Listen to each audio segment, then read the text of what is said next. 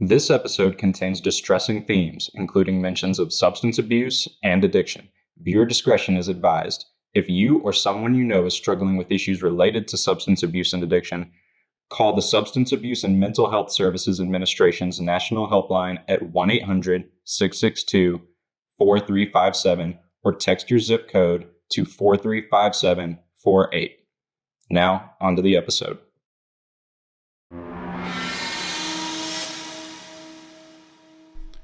Martin Palomo, glad to have you on the podcast, man. I appreciate it. I don't know what to do with my hands. I've never been on video before. It's all audio only. Car handled real good. Yeah. Those. we got to start off with jokes. Yeah. We got to get our Talladega Nights in. All right, I'm going to do a live read so everybody knows who you are. Cool. Because if they come to Coyote, they definitely don't know you. They don't know me. Once upon the ghost of Martin Palomo exists. Unfortunately. My guest today is the CEO of Argent Wealth. That's your title, right? CEO? Yeah. That works. A wealth management firm here in Mississippi. He spent his career managing money for people. And what that work has taught him about life is what today's conversation is about. He also has a very well-known podcast that we'll get into that I completely forgot about. Martin Palomo, welcome to the Hunter On Podcast. Appreciate you, Hunter. I'm glad to be here, man. Yeah, like I said, I've been excited to get you on. You're a very good talker too. So I can talk a lot. Fortunately, I chose an industry that allows me to get paid for talking. For talking and playing golf. Talking and playing, which at some point we do need to talk about golf too, because that has been a humbling experience. Yeah. Sure. All right. Before we get on all of that, where'd you grow up? What kind of kid were you? Man, I actually grew up in Madison when it was the sticks. There was nothing in Madison. And I'm sure a lot of listeners are probably local, but for people that, may be listening that are not local, it's a suburb of Jackson, capital of Mississippi. Kind of how we got there too. My father was born in Cuba. Long story short, we can get into the long story on the podcast if we want to. Yeah, let's get in the long story. So I'll kind of get in the long story, but so he's born in Cuba to a wealthy farmer. 1958, Castro overthrew Batista. They had a 7,000-acre sugarcane plantation that my grandfather really kind of started from nothing, and was a Batista supporter. Long story short, we can get into the long story of that too. But we'll get to get you how I got to Madison. We'll get a 2-hour Cuba history podcast, and then we'll go into your podcast. That's right. So they went to Miami like all good little Cubans in 1958. How'd they get there? Flight, actually. Okay. So there were several waves of Cubans to South Florida. They were literally the first wave because not that I support, communism or dictatorships, but if I was Castro, I would have done it the exact same way. He did it. He went after the aristocrats that were supporting his opposition, that had money that could finance a coup to help, get him out of office. Mm-hmm. So Castro seized their land, seized their bank accounts. They were kind of the first wave of Cubans to come to the U.S. And so came into Miami, and then Dad went to University of Miami. His roommate, my mom is from the middle of nowhere, South Mississippi. And where is that? So the town that they say the community they're from, they say is Melba, and it's spelled Melba. I'm like, that's Melba. Yeah. But Melba. Yeah. So I don't want anyone being like, this idiot doesn't know how to pronounce words. Yeah. So it's kind of out between Bassfield and Summerall, close to Hattiesburg. Yeah, I got you. South Mississippi. So she went to a little tiny school called Laurel Bible College. And her roommate and my dad's roommate were brother-sister. So Dad came to the Hattiesburg area one Thanksgiving, I believe is how the story goes. Met my mom and was like, all right, I can get down with this Southern chick. And so anyway, man, he pursued her. She didn't want to be pursued. She was engaged to another guy. That engagement got called off. And then Dad pounced on that opportunity. So, but he loved Mississippi, man. He loved the pace of life here. He loved, the freedoms, kind of do what you want to do. People left you alone. The only thing that I remember like as a kid, like he spoke Spanish. He actually spoke multiple languages: Spanish, French, Italian, Portuguese, English. He was educated in Catholic boarding schools in Europe and in Cuba. And so he like never spoke any other languages in the house other than English. He didn't want us, I guess, like didn't want us to be the sore thumb sticking out, in school. He wanted us to blend in with, all the other kids. So we didn't grow up hearing, Spanish in the house. And so I tell people, I was like, my siblings are all multilingual. My brother speaks Russian, Romanian, English. My older sister is French, Spanish, English. And then I speak math and redneck. That's it. I didn't get the multilingual math and redneck. Yeah, I like that. So anyway, Dad, again, loved Mississippi. They lived in Jackson initially, and he wanted to be out in the country. And so, man, he found Madison. It's probably the mid 70s. I mean, there was literally, my childhood in Madison was awesome, but there was nothing in Madison. Where were y'all living? We lived in Traceland North. So like one of literally the OG original neighborhoods of Madison. Dude, we didn't have red lights. There was no grocery stores. Yeah. Sledges was the only gas station that was in town. But man, like we rode our bikes all over the place. We played in the woods. Like, dude, I swam in creeks that probably were infested with moccasins, but we just, we didn't know, we didn't care. It was a pretty awesome. What were you into other than playing outside? Man, actually, I loved. So my dad, growing up Cuban, you either played baseball or you played soccer, and I guess his hand-eye coordination sucked, so he did not play baseball. So we grew up kicking soccer balls around in the front yard. And that was kind of an era too, where it's like, we're talking early 80s, mid 80s here, where there was not a whole lot of traction in our area of soccer. It was like just kind of beginning to have a place to play, in the Metro Jackson area. And so like we played a lot of soccer in the neighborhood. We had tons of kids, in my neighborhood, families that had, guys that are around my age. And man, we played we called it stick ball, but it was essentially baseball in the streets with a tennis ball, and we would throw things down, as bases and just play in the middle of the street. Played a ton of, football in the yards. I mean, I was an outside kid. Video games didn't really come around until like, I don't know, right towards the middle school era for me. And I just never really got into the, now my brother that's 4 years younger than me, like squarely into the Nintendo and all that. Absolutely. How old's your brother now? Sorry. So I'm 43. So he's 39. Around, yeah, he's around my age, a little bit younger. I was like, how old am I? Yeah, because Nintendo was like really getting going when I was just getting old enough to play, and so I really got into it. And it's like, I mean, we had like a regular NES, in the house. I mean, I can remember one of my favorite things to, when I did play, it was like Excite Bike.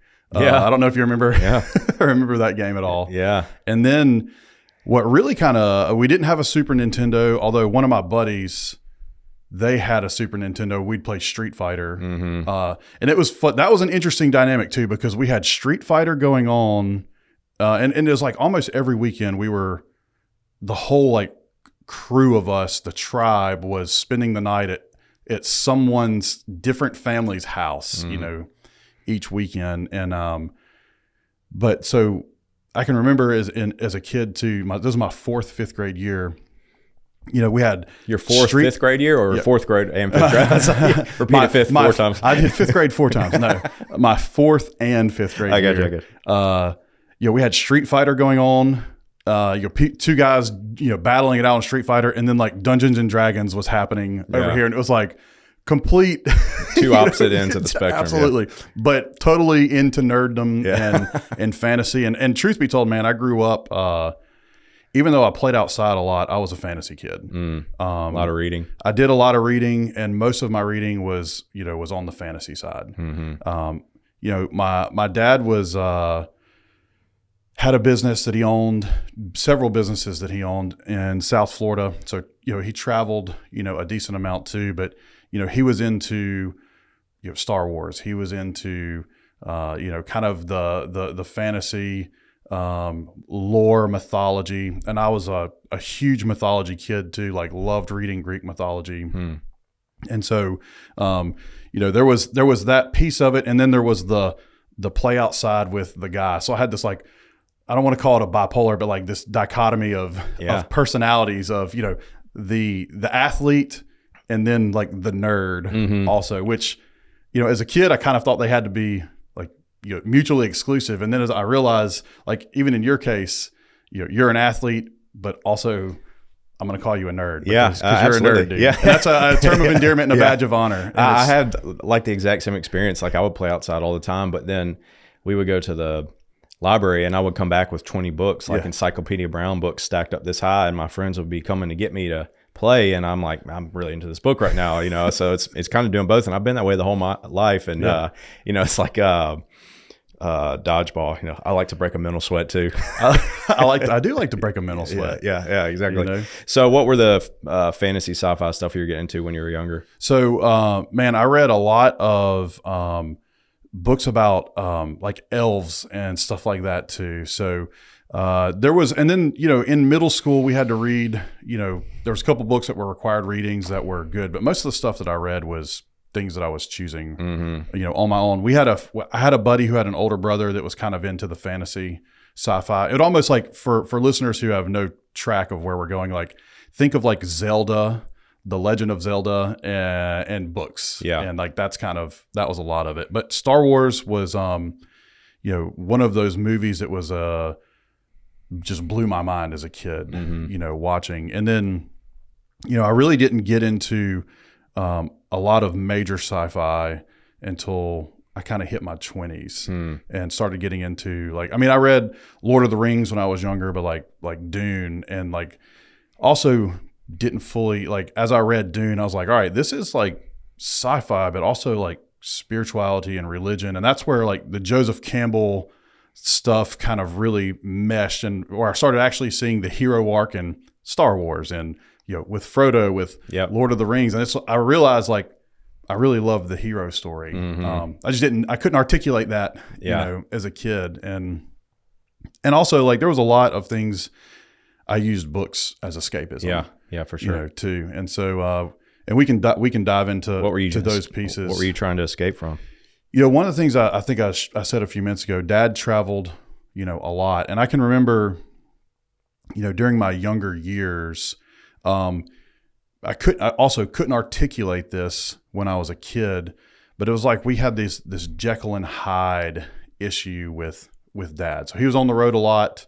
And then when he was home, sometimes there was like the really awesome dad that was present and hanging out and, playing soccer in the front yard or doing stuff. And then there was this guy that was a raging animal, and I never knew which one was coming home. And so, like, sometimes when it was Mr. Hyde that came home, like, that's where I would hit the escapism, and I would go or just get out of the house and go, to friends. And I don't know if it was, of course, he died when I was 11. So I have never had the conversation with him, as an adult, like, hey, what was going on in your life? Was it alcoholism? Was it drug addiction? Was it, stress? Was it, what are all the things? And he never, as like 11 and younger kid, never said anything to me. And he shouldn't have. That's not an appropriate conversation for. Did you ever talk to your mom about it?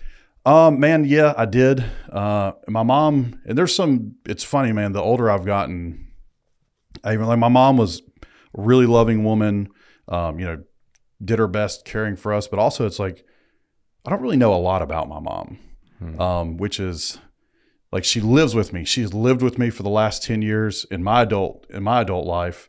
I literally grew up living in her house for, 18 years. And, but man, she wants to talk about everyone else, but never wants to talk about her and what goes on with her. So, like, I'd ask my mom questions, and she would kind of escape or, like, dance around the topic. But my aunt, my father's sister, has been pretty and she's on the Cuban side of the family, and they're just real direct.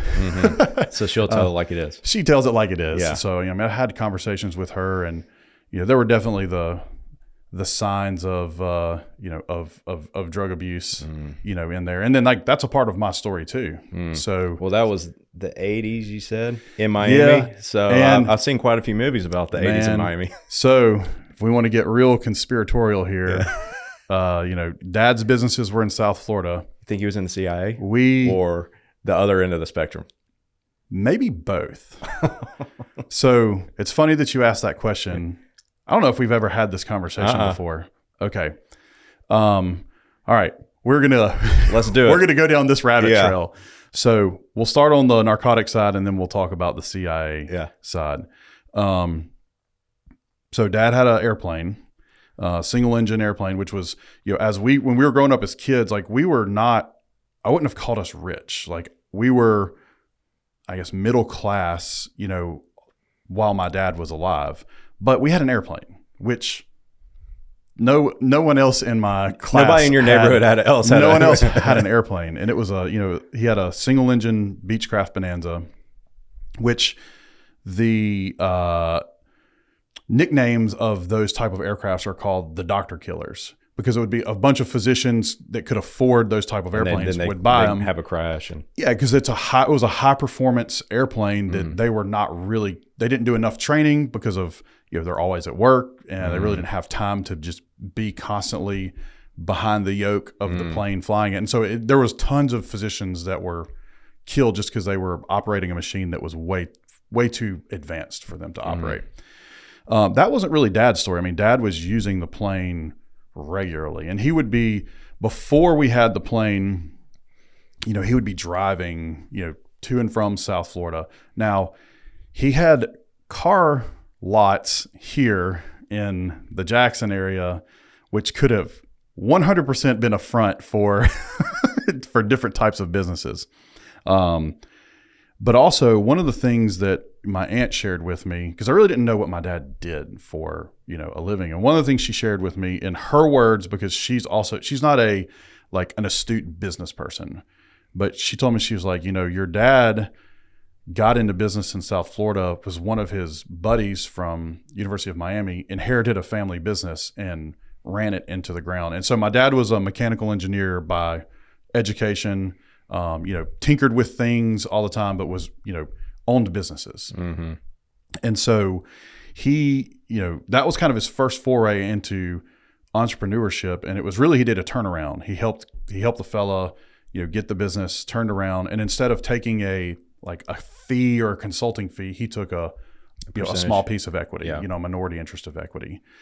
And as it's told to me, he replicated that several times. And then he had a car lot here where he would go source vehicles that were very specific for a very specific person. It wasn't like hey, I'm going to buy, a fleet of Ford F-150s. It was like one person may have him getting a BMW 7 Series or a Mercedes, I don't know, all the classes of Mercedes, like mostly high-end luxury vehicles. But anyway, so that was what he was always doing. But he was usually gone, 3 weeks, 2-3 weeks out of the month, traveling, doing things. We didn't know what he was doing before the age of cell phones. Yeah.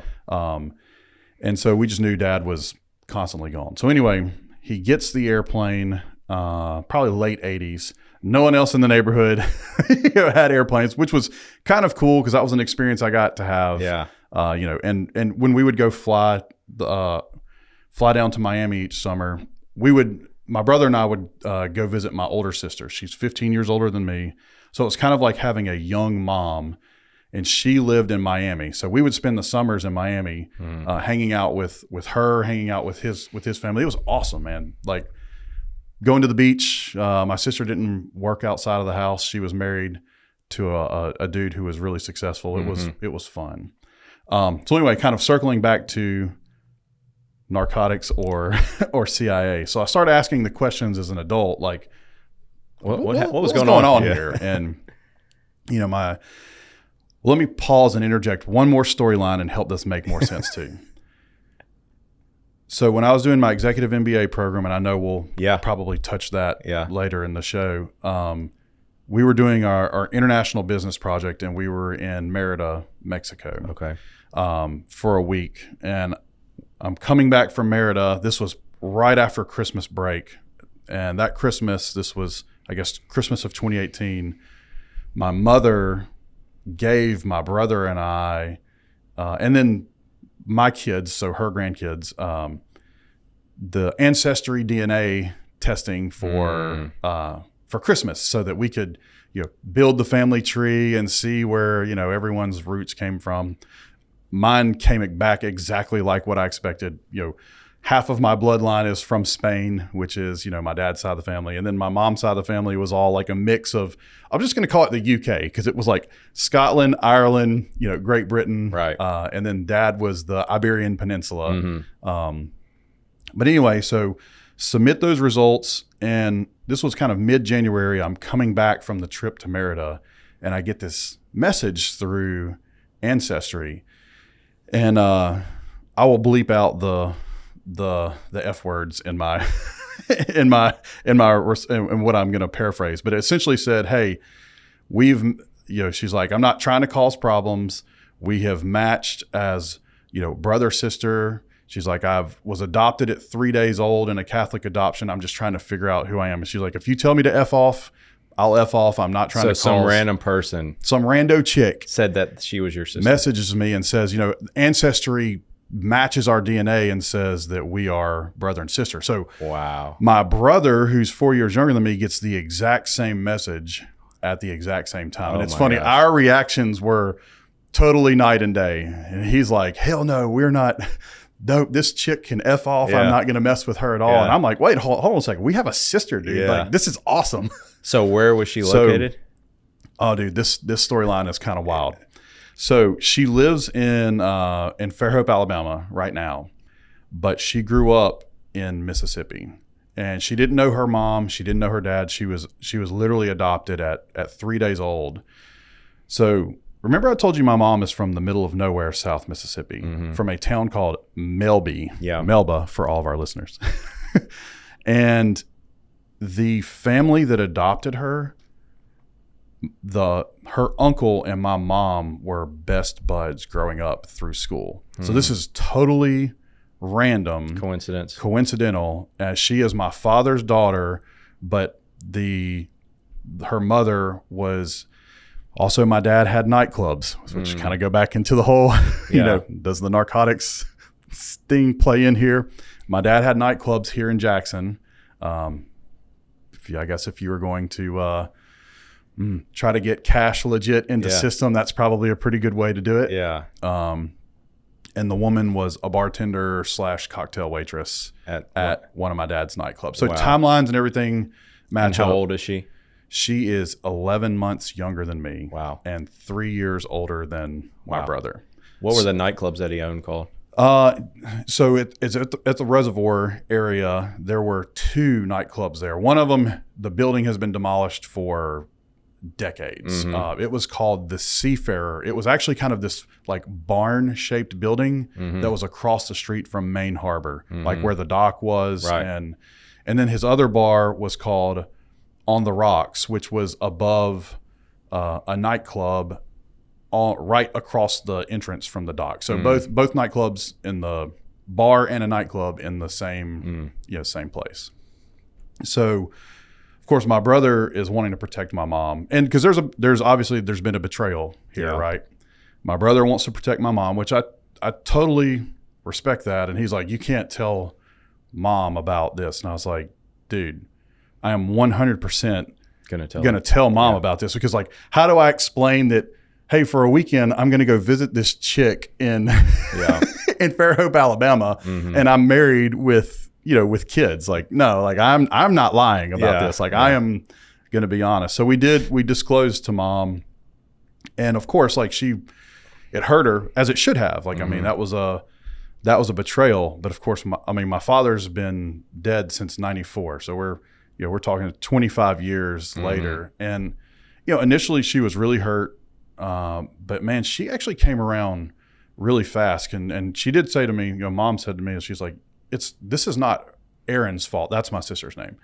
This is not Erin's fault. Like, I shouldn't punish her or treat her any different. You know, she's just looking for a family that she's never had, and probably feels like that, you know, she was unwanted and not good enough. And she's like, I'm not doing that. I'm not going to, you know, to make that feeling, you know, even worse. So her and my mom have a great relationship. We have a great relationship with her. My brother has still kind of not really come around to, you know, and again, it's not her fault.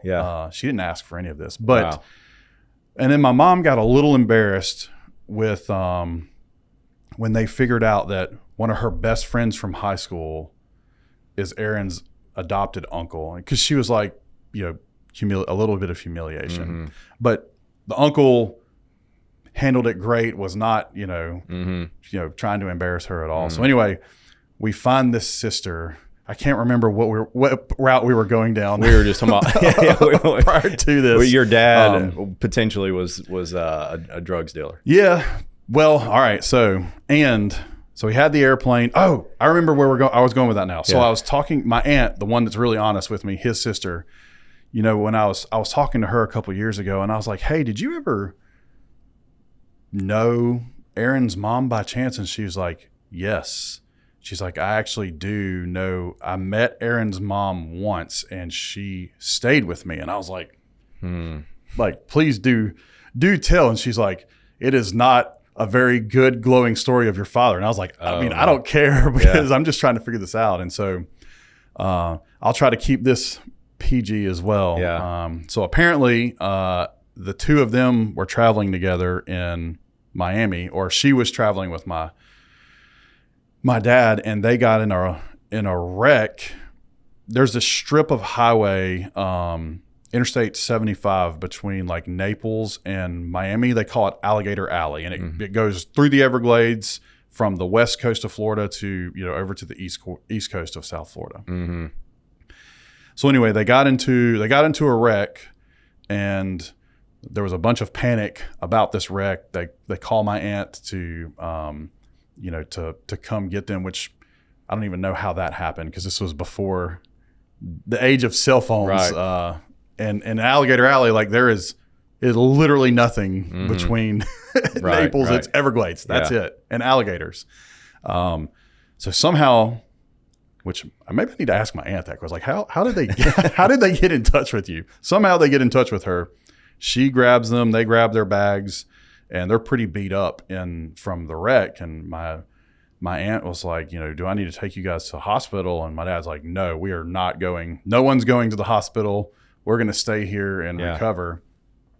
And so there was some disagreements or some fallouts with my dad and, you know, and this woman. And she wakes my aunt up at, you know, 4 or 5 o'clock in the morning, asking her, hey, will you please take me to an airport? You know, I've got to get out of here, while my dad is asleep. So she takes her to an airport. The woman takes her bags, and I guess that woman heads back to Jackson. Well, when my father, as the story goes, my father wakes up and is like severely pissed that, you know, not that this woman is gone, but that she took his bag. And there's probably only one thing in that bag that's going to make you really upset that someone took the bag. And I imagine it was you know, some type of chemical that allow people to speed up and party really hard in the 80s. All signs point to potential likely. This episode is brought to you by Go Shine Express Car Wash. Go Shine started right here in Mississippi in 2015 and has since expanded to 6 locations around the state: Brandon, Ridgeland, Gluckstadt, Oxford, Madison, and Clinton. Still family owned and operated, their customer service and wash quality can't be beat. They offer competitive pricing and unlimited monthly memberships. Sign up today at GoShineExpress.com, scan the QR code, or follow the link in the show note description. So then there was one more story that happened. Not from my aunt. This is from a guy. So I kind of told you that drugs were a part of my story. It was an unhealthy coping mechanism I used. You know, my dad died when I was 11 in a plane crash. Oh, wow. And we'll circle back to that.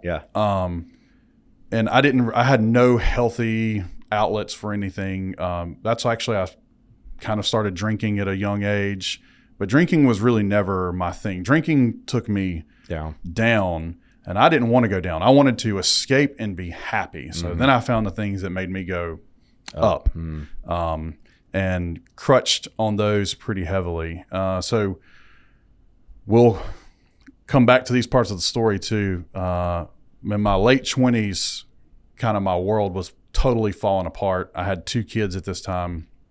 I had to make a decision of, like, I was either going to get my poop in a group, as it has been said, and or probably end up dead in jail or some type of institution.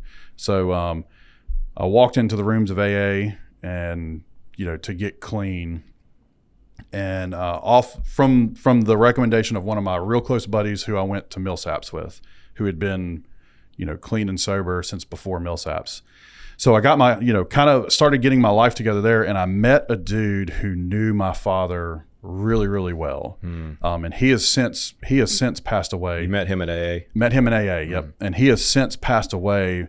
But he told me some stories, and he's like, your dad was a crazy dude. And I was like, oh God, like here, and now I'm an adult. So like they're telling me the real stuff, right. Not padding it for kids. And he did tell me there was a runway they were on in Florida in my dad's airplane, and they were about to take off, and it, like movie scene, police cars bust through fences and start chasing them down the runway, and they hit the gas and take off and go. And I was like, what are you guys carrying? And he's like, don't ask questions. I won't tell you lies. So there was a lot of evidence that pointed to he may have had extracurricular entrepreneurial activities. So tell me about the plane crash. So this one totally unrelated to, to any of that. This was one of his legit business trips. He had just dropped us. So this was summer of 1994, between my 4th and 5th grade year of school. He had taken my brother and I to Miami for the summer, had come back, and he was about to head back down with one of his business partners that was in Mississippi. And they filed the flight plan that morning. And so 94, I'll describe like what airplanes look like. All analog. There were no digital, instruments. Now on a lot of private airplanes, they have these, digital glass that will give you weather, will give you radar, will give you GPS, like all the information that they were getting from the air traffic control, towers is on board today. But they didn't have any of that. And he filed a flight plan that morning for Jackson to Miami. And he got cleared. Everything was good to go. Well, they took off a little bit later than they expected. And when they got to around the Mobile, Alabama area, there had been one of those summer storm cells just kind of blew in off of the coast.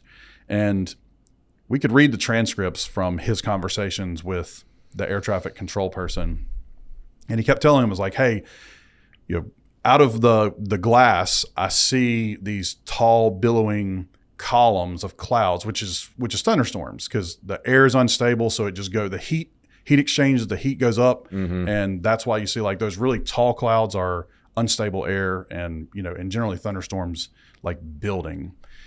And the air traffic control says, hey, we see that, we see you, turn to this heading, and he responds back, and he's like, are you sure? Turn to that heading? It looks like it's going to send me like right into the storm. They're like, we see you, we see the clouds, turn into this heading.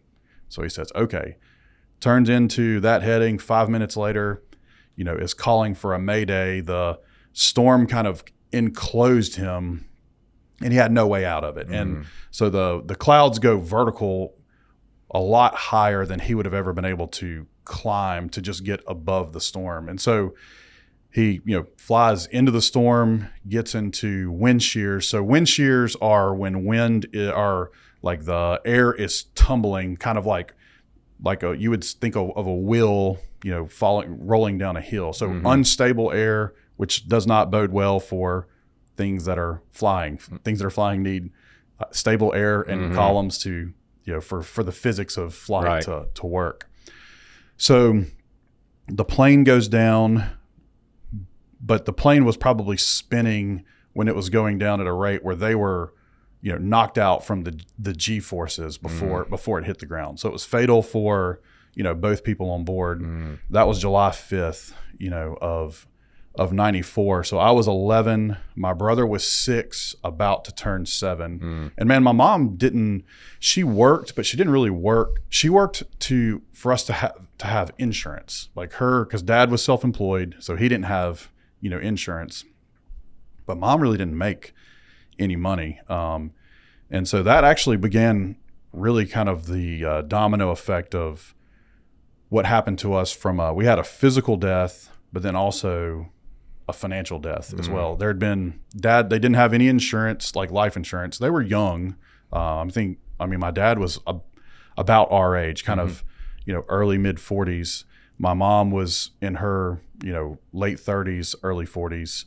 And I don't think anyone had talked to them about, preparing for if something happens to one of them. And then, dad had legit businesses, but then also, the illegitimate businesses probably. Right. And there were no buy-sell agreements in the businesses. So, my mom became minority partners of businesses that she didn't understand. And not only did she not understand, she couldn't contribute to those businesses nor even speak their language. They were all Spanish speaking. So they did give her some cash. They probably gave her the cash they had on hand, to buy her out, to fire sale, buy her out. And she needed it. But man, we never recovered from that. Ended up, having a couple years later, a bankruptcy followed by, a foreclosure on a home. So I experienced all of that like financial trauma, as a kid. So I had the physical trauma of a father that died, and then the financial trauma, on top of it. And so I'm gonna circle back to CIA, and then we can talk about because that actually leads into why I do what I do today as well. So there was always this mystery piece around dad as well, because when he and my mother met, so he was born, in Cuba, came to Miami, went to University of Miami, kind of during like the Bay of Pigs, stuff going on with Russia and the Soviet Union, with meddling with Cuba. And, dad loved the U.S. and served in the Army after post-graduation. And there was some years post him graduating and he and my mom, because my mom was engaged to, another dude. There was some years between, him graduating and them, getting together. And, during those years, as the story is told to me from my mother, no one really knew what he did. He was in Europe a lot. He was in the Army, he went into the Army after he graduated from college. What I imagine happened is they probably looked at him and said, this bro looks like he's, like Spain, Cuba, has no American accent. He speaks Spanish, French, Italian, Portuguese, English. This guy could blend in Europe and no one would even suspect him of being American.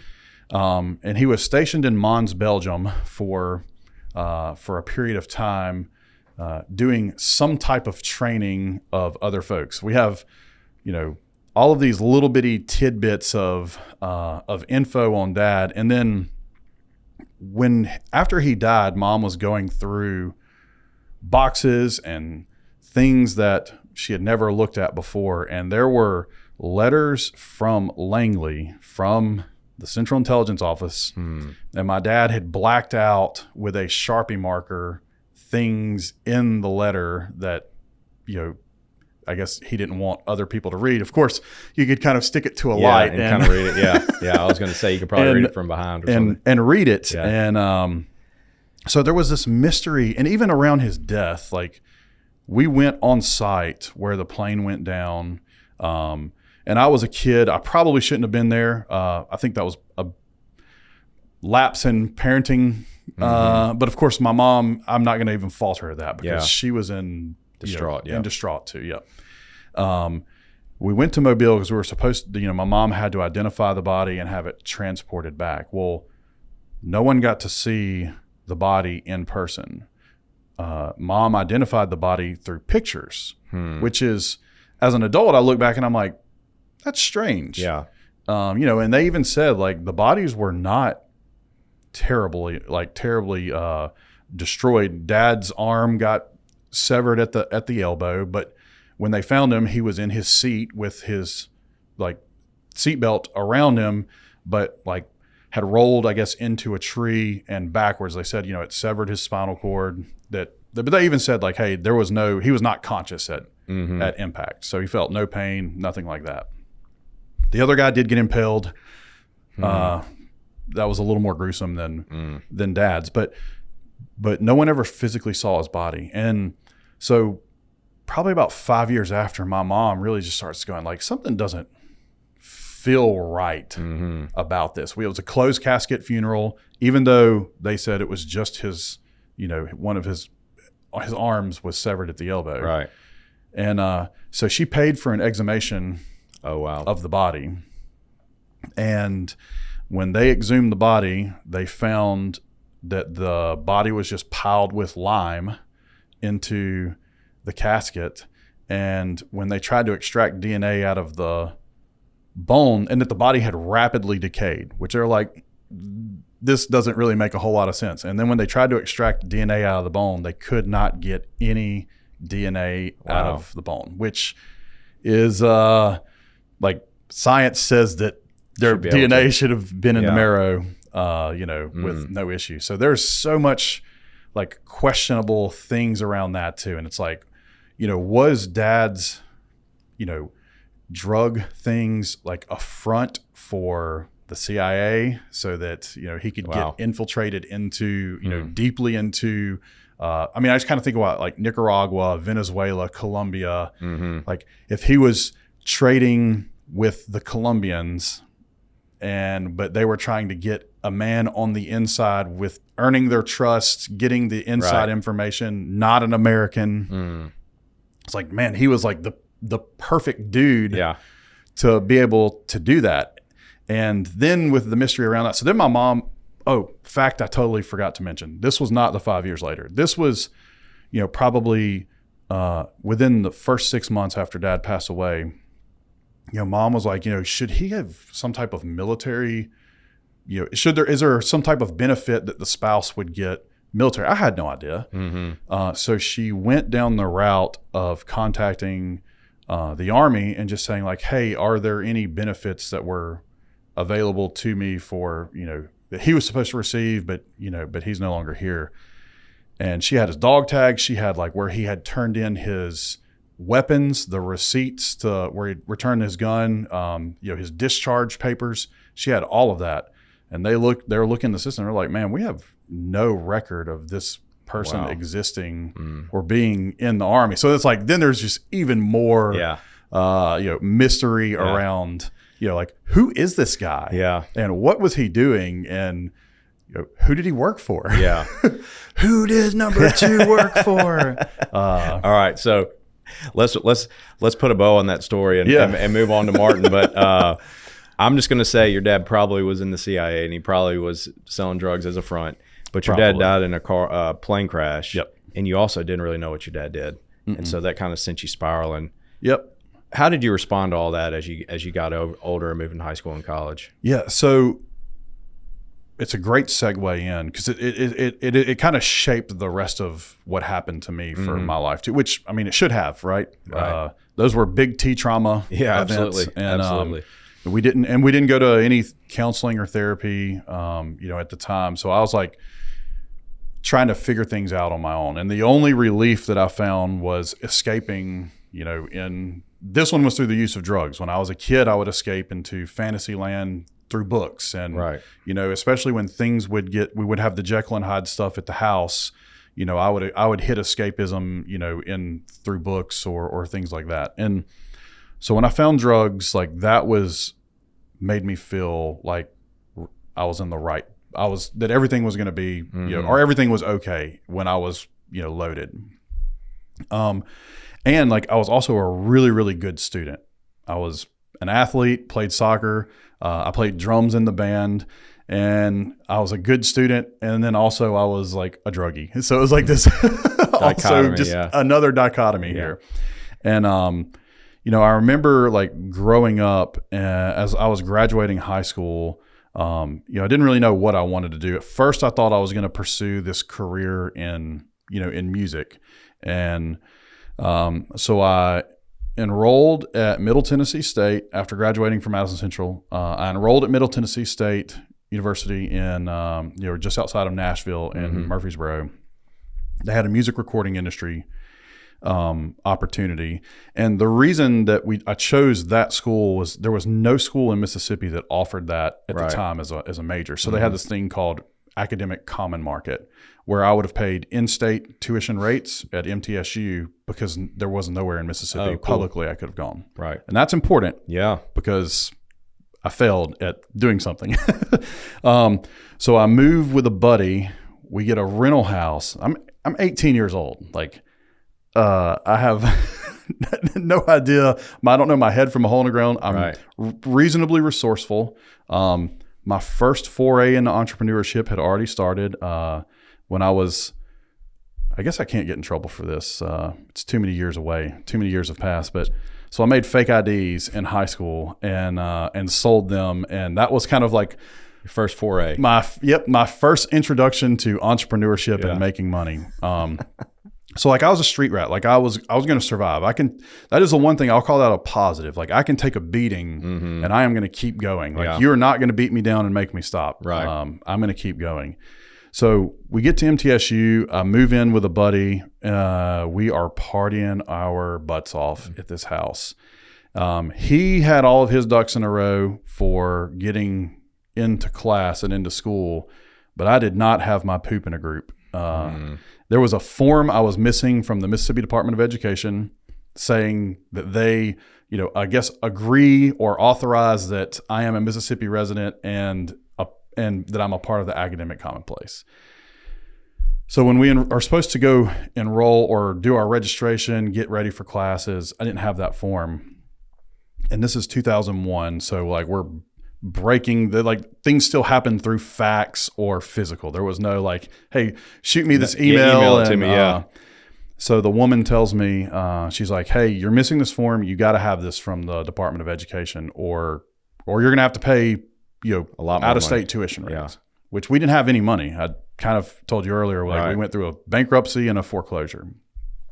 And so I was like, all right, I guess I'm going to have to drive back to Mississippi and get this thing. Well, I partied and I partied and I partied and school started and I did not have this form. And I was like, all right, crap, we're cooked. So I did not get enrolled at MTSU. Wow. And so around Thanksgiving, my mom So did you just stay up there? Oh, yeah. You just lived up there what were you doing? Well, pretending that I was going to school. Just partying. And partying and work. Well, and so at this point, I followed in my dad's footsteps and entrepreneurship version 2.0 was in swing. And I had figured out how to make money illegally. And that was what was supporting me. You already had figured out how to make money illegally in high school. You just took it to another level. Now we followed in father's footsteps for, so listeners can read through, they can read between the lines there. Right. So it's funny, around Thanksgiving, my mom calls me, and she's like, hey, how are classes going? I was like, they're great. And she's like, really? I was like, I knew I was cooked when. Yeah, she was setting you up. Yeah, she was setting me up, and she was like, "Well, that's interesting." She's like, "We haven't gotten any mail from, MTSU and nothing." And she's like, "So I just called to make sure that they had everything square, and they said that they have nothing for you because you're not enrolled." And I was like, "Yep." She's like, "You want to pack your stuff up and move back to Jackson?" And I was like, "Yes, ma'am." Wow. So, man, I packed everything up. It was actually ended up being a really great thing. I packed up. I moved back to Jackson and went to Holmes to start getting my poop in a group. Right. I'd played soccer previously, and so I got on the soccer team at Holmes. I told you I was a really good student, and I got full scholarship for academics too at Holmes. So I'm just going to spend 2 years here, get my core classes out of the way, and that was kind of really where I had to really first start thinking about what I want to do with my life. And so I knew my dad was an engineer. I'd already had that entrepreneurial itch that I was scratching in illegal ways. Let's just make it legitimate. Now.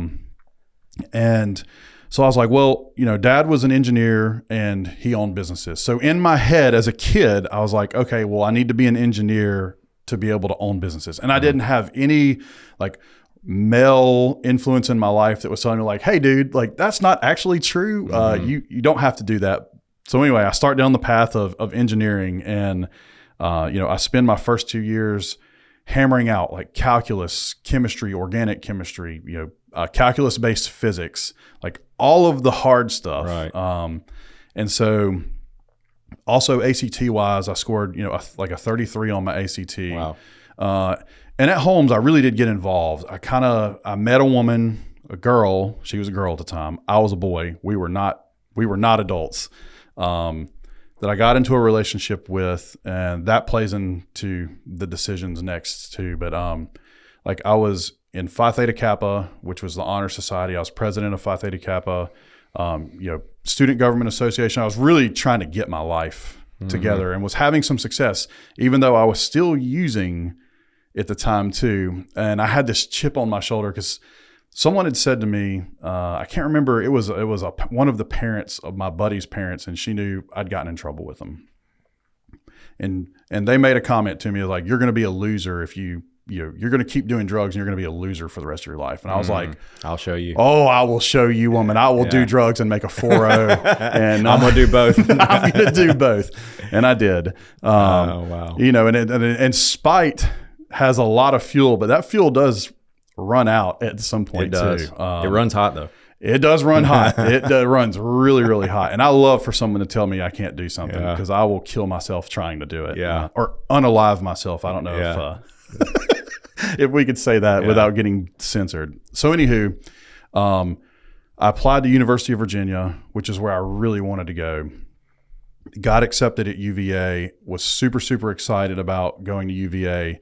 And I was about a year into this new relationship, and she was really encouraging, hey, you got to go do this. This is awesome. Why'd you want to go to Virginia?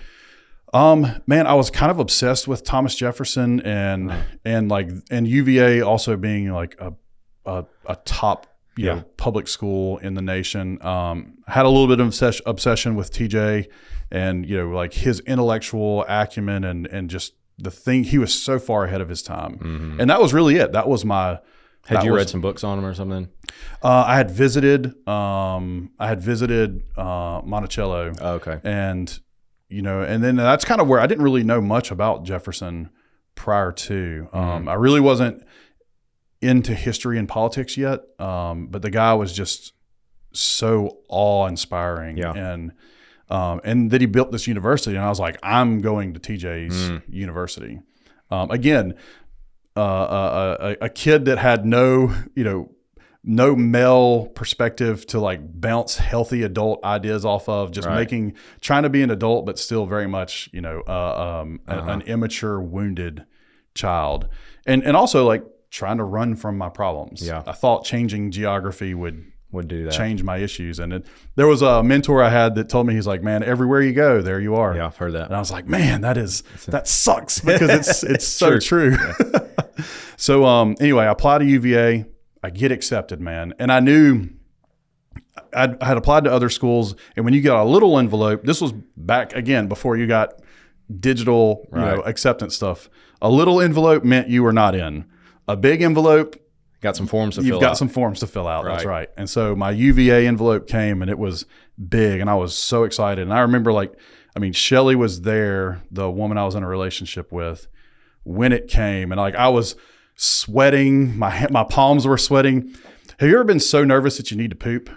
Oh yeah. Oh dude, I was there, I didn't need to poop before, and I checked the mail and I see it, and I was like, oh my gosh. And all I could think of is I got to go take a dump or else I'm going to do this in front of this girl that I've just, gotten into a relationship with. I'm literally going to poop my pants. And so anyway, of course I open it. It's an acceptance letter. So excited. And it's like, hey, we just need you to send us a check for $250 to reserve your spot. And I was over the moon. And, still, I didn't even have $250 to reserve the spot. I was going to figure out how to, how to put that together. But anyway, I call the admissions office and, just talking to them. I'm like, hey, I got this. I'm so excited. Like, can we talk about scholarships? And the guy, and he was kind of a little abrasive with me. And he not dismissive, but a little bit abrasive. And he was like, man, he's like, let me tell you something. Like, you're lucky that you got into this school. They're like, we don't educate many people outside of Virginia. He's like, we educate Virginians first. He's like, you're a transfer student out of state.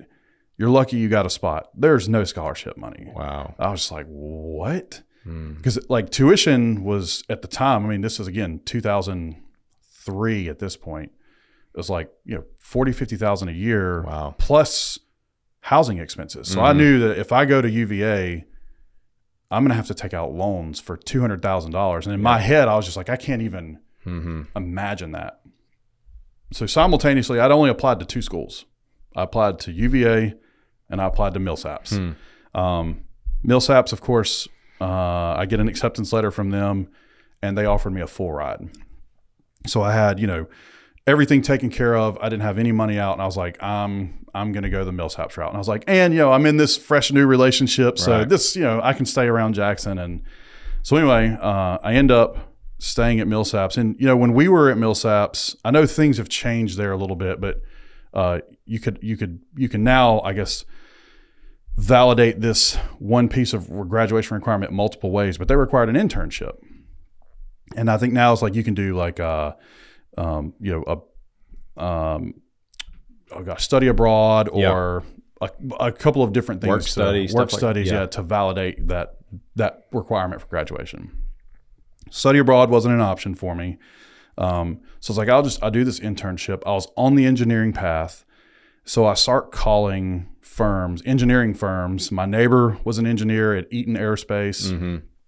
I talked to his people and man, I was like, these people have like really dry personalities and don't talk a lot. I was like, I'm going to be miserable during this internship and they are probably going to be miserable. I think people listening to this podcast would say you would not make a good engineer. I would not make a good engineer. Now, my brother, the one that's 4 years younger than me, that we are polar opposites, he's an engineer. He's a great engineer. Really? Wow. Yeah. And like, I'll call him and he doesn't answer the phone. He's like, hey, dude, what's up? Text you back. Yeah. I don't want to talk to you. No, because he knows we're going to talk. I'm going to keep him on the phone for an hour. And he's like, tell me what you need, man. Get to the point. I don't need anything. I just want to hang out. And he's like, I do not have the energy to hang out with you today. Hilarious. I love my brother. Yeah. We are totally, we just imagine the polar opposite of me. Yeah. That is my brother. So, anywho, in the business school at MilSAPS, they had at the time the cork boards where things would get posted with physical paper. And there was an internship opportunity with MetLife, Financial Services, which mostly was insurance. I didn't know anything about this at the time. I called those dudes. They were cutting up, having a good time. I was like, this is my people. This is my people. Yeah. I'm doing this for the summer. And man, what happened was that summer I did an internship, like kind of all of the puzzle pieces came slamming together about, I couldn't have brought my dad back from, to life, but we could have avoided the financial death part of it. So then it was like, when that happened, man, there was just like this belly burning mission of, it was almost like a Catcher in the Rye, the Holden Caulfield mission of, since he had such a severe trauma, to protect the innocence of childhood, from going over the cliff at the rye field. And I'm just like, I had my Holden Caulfield moment. I was like, this is what I have to do.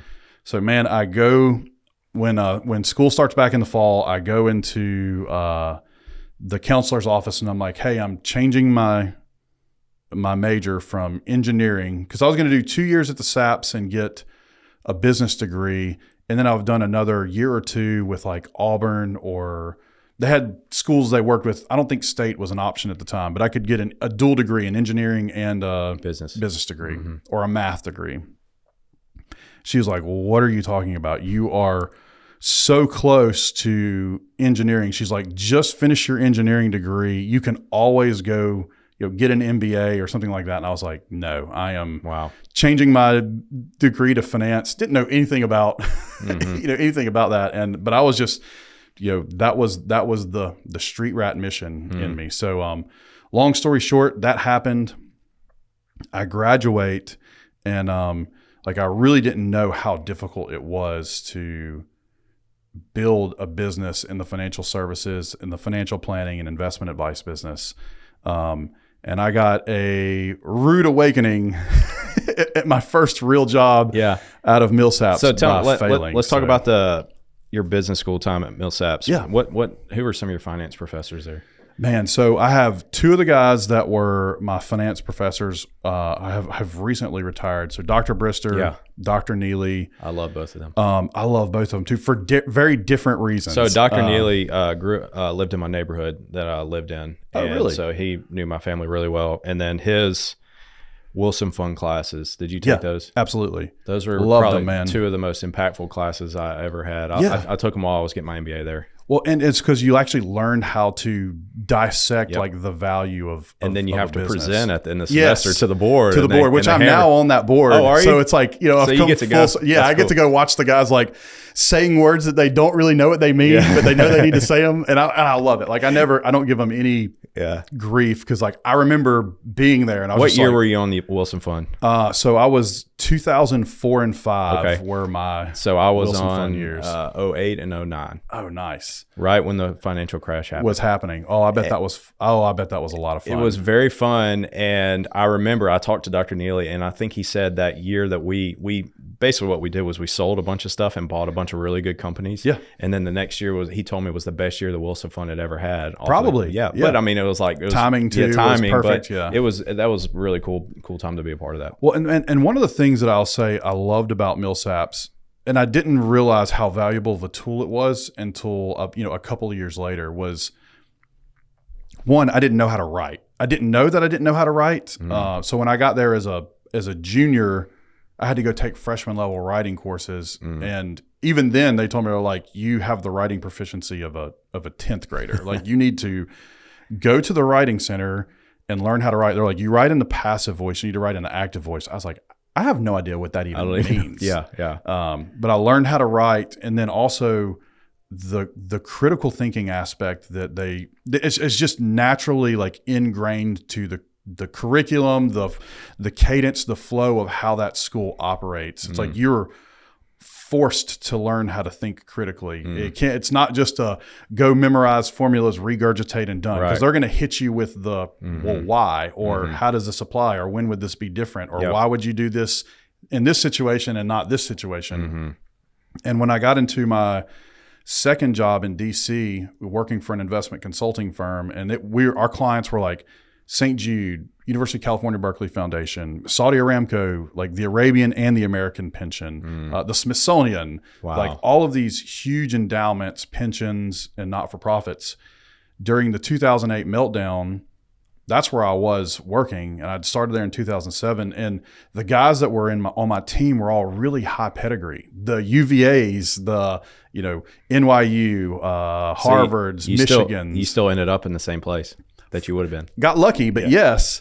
But Isn't that dude, funny? one of the things I'm so grateful that I ended up at Millsaps was like one of the guys on my team was a UVA Darden School graduate, and when the defecation hit the oscillation in 07 and 08, it was a 3 standard deviation event, and they're like, well, yeah, statistically, this shouldn't be happening. I was like, well, it is. So let's stop talking about statistics and start figuring out like, how the hell are we going to get our way? What are we going to do to get out of this? What positions can we, take an overweight on? What do we think is going to happen next? And it was like, they could not get out of the blinder of this shouldn't be happening. And I'm like, it is. So like, let's go, stop thinking.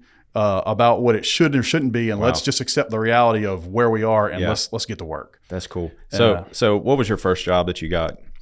So I worked for it's a firm no longer exists called A.G. Edwards. Was a great firm, St. Louis based. The culture was incredible. I mean, they were Midwesterners, so they were really Southerners with snow. Yeah. And man, I was cold calling on the telephone. So I had to make 100, phone calls a day, and I was pitching people, investments over telephone, which, this day's generation, they will never work because they don't answer the phone. Yeah. They want to text or whatnot. And so, man, it was funny. Like I was failing, and no one was going to give a 23-year-old their money. Mm-hmm. No one that is sane would have given a 23-year-old their money. And my moment I knew the writing was all over the wall. I'd cold called. I don't know how old this guy was when he answered the phone. At first, just the fact that he answered the phone like startled me because most people just didn't answer.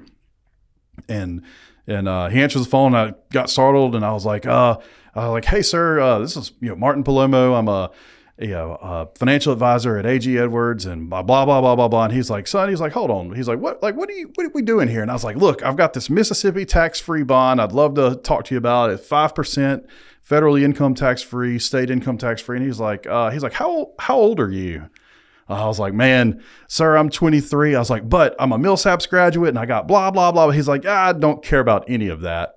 He's like, "I have grandkids that are your age." And he's like, "If I give them $20, I don't expect to see $1 of that come back." He's like, "Why in the hell would I give you my money?" And I had no answer for him. I just hung the phone up.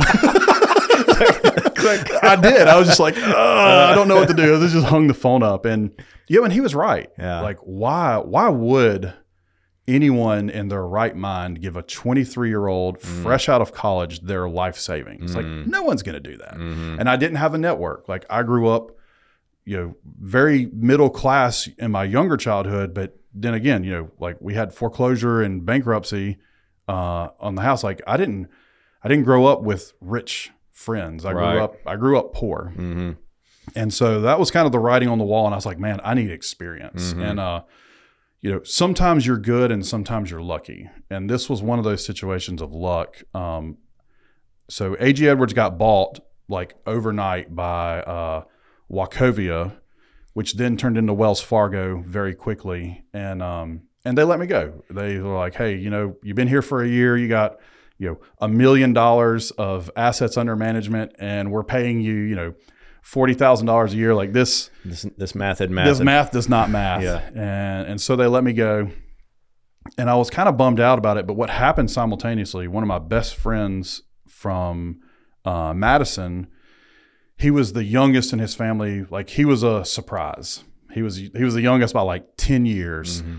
And his older sister was a manager at the consulting firm in DC. And I had a good relationship with her. And she just happened to be like home, like right when that happened. And I was lamenting about it at Sandeep's house. And she was like, "Hey, we've got an opening for a hedge fund analyst." She's like, "Is that something you'd be interested in?" And I was like, "Absolutely. Yes." I have no idea what the hell a hedge fund is, but I am very interested in it. So it's funny. I interview, I get the job, and they put me in distressed credit in 2007, which I had no idea what the hell distressed credit meant, and I had no idea what the hell a hedge fund was. So it was a totally on-the-job experience. But man, I tell you what, I got a PhD education. Oh, I bet. During that time. So I was doing bond work, but like bonds that were for companies that were really struggling. Mm-hmm. And dude, when 07, 08 happened, it took them all out, I bet. It did. And what I saw was like, because when we were doing the Lewis Wilson Fund, all we ever talked about was stocks, like, how to analyze the stock, and stocks are sexy, and stocks move. And their bonds were just like, people were like, "Oh, those are boring. You lend your money to a company or a government and they give you your interest back and then you're done." Yeah. Well, yes, in academia, bonds are boring. Uh-huh. In real world, like real bond trading, bonds are sexy. Yeah. 07, 08, I'll keep this concise. I watched companies that were otherwise healthy, just in a stressed, economy. The firms that I was doing the analysis on were buying up all of the debt in the company. So they were buying the entire capital structure of debt. And when they were getting squeezed, the investors knew that there was going to be a BK and a bankruptcy, and they were going to go get all of the equity that sat on top of the debt structure. So they essentially bought companies for 15, 20 cents on the dollar, and they had cash. So they could keep the company afloat, trim off the waste, wait 3-4 years, and then they sold the company for $1.20. So they bought it at 15, 20 cents, sell for $1.20. I was like, their money. And I was like, that's how you do it. That's sexy. Yeah. Like stocks are boring. Yeah. That is sexy. Wow. So it was really cool. Yeah. So much to unpack. I know. And that's like we have such a limited window, and I could talk forever. So let's move on from there. Yep. You get into the bond. You go through the financial crisis. You're working in bonds. Yep. Where did you decide to go from there? Yeah. So great question. Remember, I'd said I was still struggling with drugs, and this was in DC. This was still going on this whole time. Still going on this whole time. And in DC, because the consulting firm I worked for was incredible. The firm, I have so many great things I got from the firm. And also they demanded a lot from the analysts. So it was very common for a normal work week was 60 hours. And sometimes during the quarter, we were hitting the 80-hour mark. So like they would pay for your dinner if you didn't leave the office. They would, they had snacks, they had all kinds of stuff. And, after 5, if folks had brought beers in while they were working, like they just turned the cheek. They didn't look. Yeah. Well, behind the beers are the chemicals. Yeah. To keep us rocking and rolling. And so that's part of the business. it was just, high octane, and it was, hey, get the work done. Whatever you got to do, get the work done. And here's some hints right here. And and we're just going to not pay attention. That's what's going on. And so I was not being a great husband at this point either. And I'd had some marriage struggles in my first marriage. When I came to DC, I won't say her pieces of it. I'll just say my pieces of it. Like I was really focused on building a career, and a lot of that comes from the financial traumas. Like I did not want, my family. Was this the girl that you had met in college? At Holmes? And so, total thing we skipped over. We ended up pregnant, and my junior year, beginning of my junior year at Millsaps, Christopher was born, my oldest. And then Bella, right after graduation, is born, my oldest daughter. So we had 2 kids, that I'm trying to take care of. And the whole financial trauma of what I experienced in childhood. And I was like, I will never allow that to happen to my family. So I was so focused on making sure that we had money that I was neglecting the other part of being married, which is the relationship, aspect. She had some of her part. I had my part. Anyway, she decided that, she was going to go back to Mississippi, take the kids with her. There's a whole long story to that too, but not necessary for this discussion. But it kind of put me in a situation of where I had to make a decision. I was either going to, decide to be a dad. That marriage was pretty much over. I tried to salvage the backside, but damage had been done. That marriage was over. But I was either going to choose my children, or I was going to choose work. Simultaneously, a dude in Menlo Park, our Menlo Park office for Cambridge, really, really difficult human. I was able to work really well with him, but it was just because I could take the street rat. You can beat me, and I'm going to learn something from it, and I'm going to keep going. And he loved that because he was just a really intense, a little bit of abusive dude. And every time he would get a new client, he would be like, Martin is on my team. I don't want any of the other yahoos you guys have, in the bullpit. I want Martin. But he lived in Menlo Park, California. And it's simultaneously, he's like, will you move to Menlo Park? He's like, we'll send you to grad school at Stanford, work with us, solely, and then we'll, escalate you up, the ladder of the company. And I was just like, man, like this is the break that I have been working for. And then simultaneously, it's like my children are going to Mississippi. If I chose to go to Menlo Park, I was never going to see them again. Yeah. I was making the decision that I was not going to be a father. And dude, that was just, I made the decision to come home because like that just, I could not get over. It didn't matter how much money that I made. I wanted to be a dad. Because you knew what it was like to not have grow a dad. up without a dad. Yeah, absolutely. Exactly. Wow. So I make that decision to come home. It's funny. I'll tell you a funny little story. As I was exiting, the woman that I worked for at Cambridge, the best boss I've ever had in my life. She was incredible. And she told me when I was leaving, I walk into her office. Her name was Robin. I was like, Robin, I'm going to turn in my notice. I got to go home to Mississippi. My kids are there. And she's like, I understand all of that. She's like, do you have a job lined up there? And I was like, no, I don't. And they had already let me start commuting a little bit before like remote work was allowed. Now I had to pay for my flights. They were not willing to send me back and forth to Mississippi. But I just didn't know what to do. So, I tried to hang on to both sides of the world. Anyway, so I make the decision I'm going to go home. And she's like, do you want to just stay on until you find a job in Mississippi? I was like, I can't, because I love what I'm doing and I will never go look for the other job if I have it, but it's going to cause me to travel and I'm not going to be, be there for the kids. She was like, I get it. She's like, well, working with you was like reading Shakespeare by lightning. She's like, there were flashes of brilliance followed by long periods of darkness. I was like, thanks, Robin. I appreciate it. So Shakespeare by lightning, that was my theme from Cambridge, was Shakespeare by lightning. That's hilarious. Yeah. Flashes of brilliance followed by long periods of darkness. I'm just going to focus on the brilliance part. I'm going to focus on the brilliance part. The darkness, I was just asleep. So you decided to move back. Yeah. What was going through your head at that time? Well, man, and that's where I really got my poop in a group. That's when I stepped into the rooms of AA, and I was like, hey, if I'm making this commitment that I'm going to be a dad. Did you know you'd had a problem for a while? Oh yeah. Oh yeah. And it caused problems in the marriage. And I knew it was there, and it was a crutch. And, and I had to make the decision of, am I going to be there for the kids and be a present father? And I kind of had, a moment that happened. And man, if I tear up, it's going to happen. It's already happened. I haven't even told the story. So one of the trips home when I was going back and forth, I'd gotten loaded and I was laying in the bed because I was, hungover and getting over all the drugs being in the system. And it was daylight outside, and the kids were with me. And we were sometimes staying at my mom's house. Sometimes I would stay at our house, and Shelly would go somewhere else. And they had their playground outside and all that stuff. And I remember, dang, dude, it's gonna get me.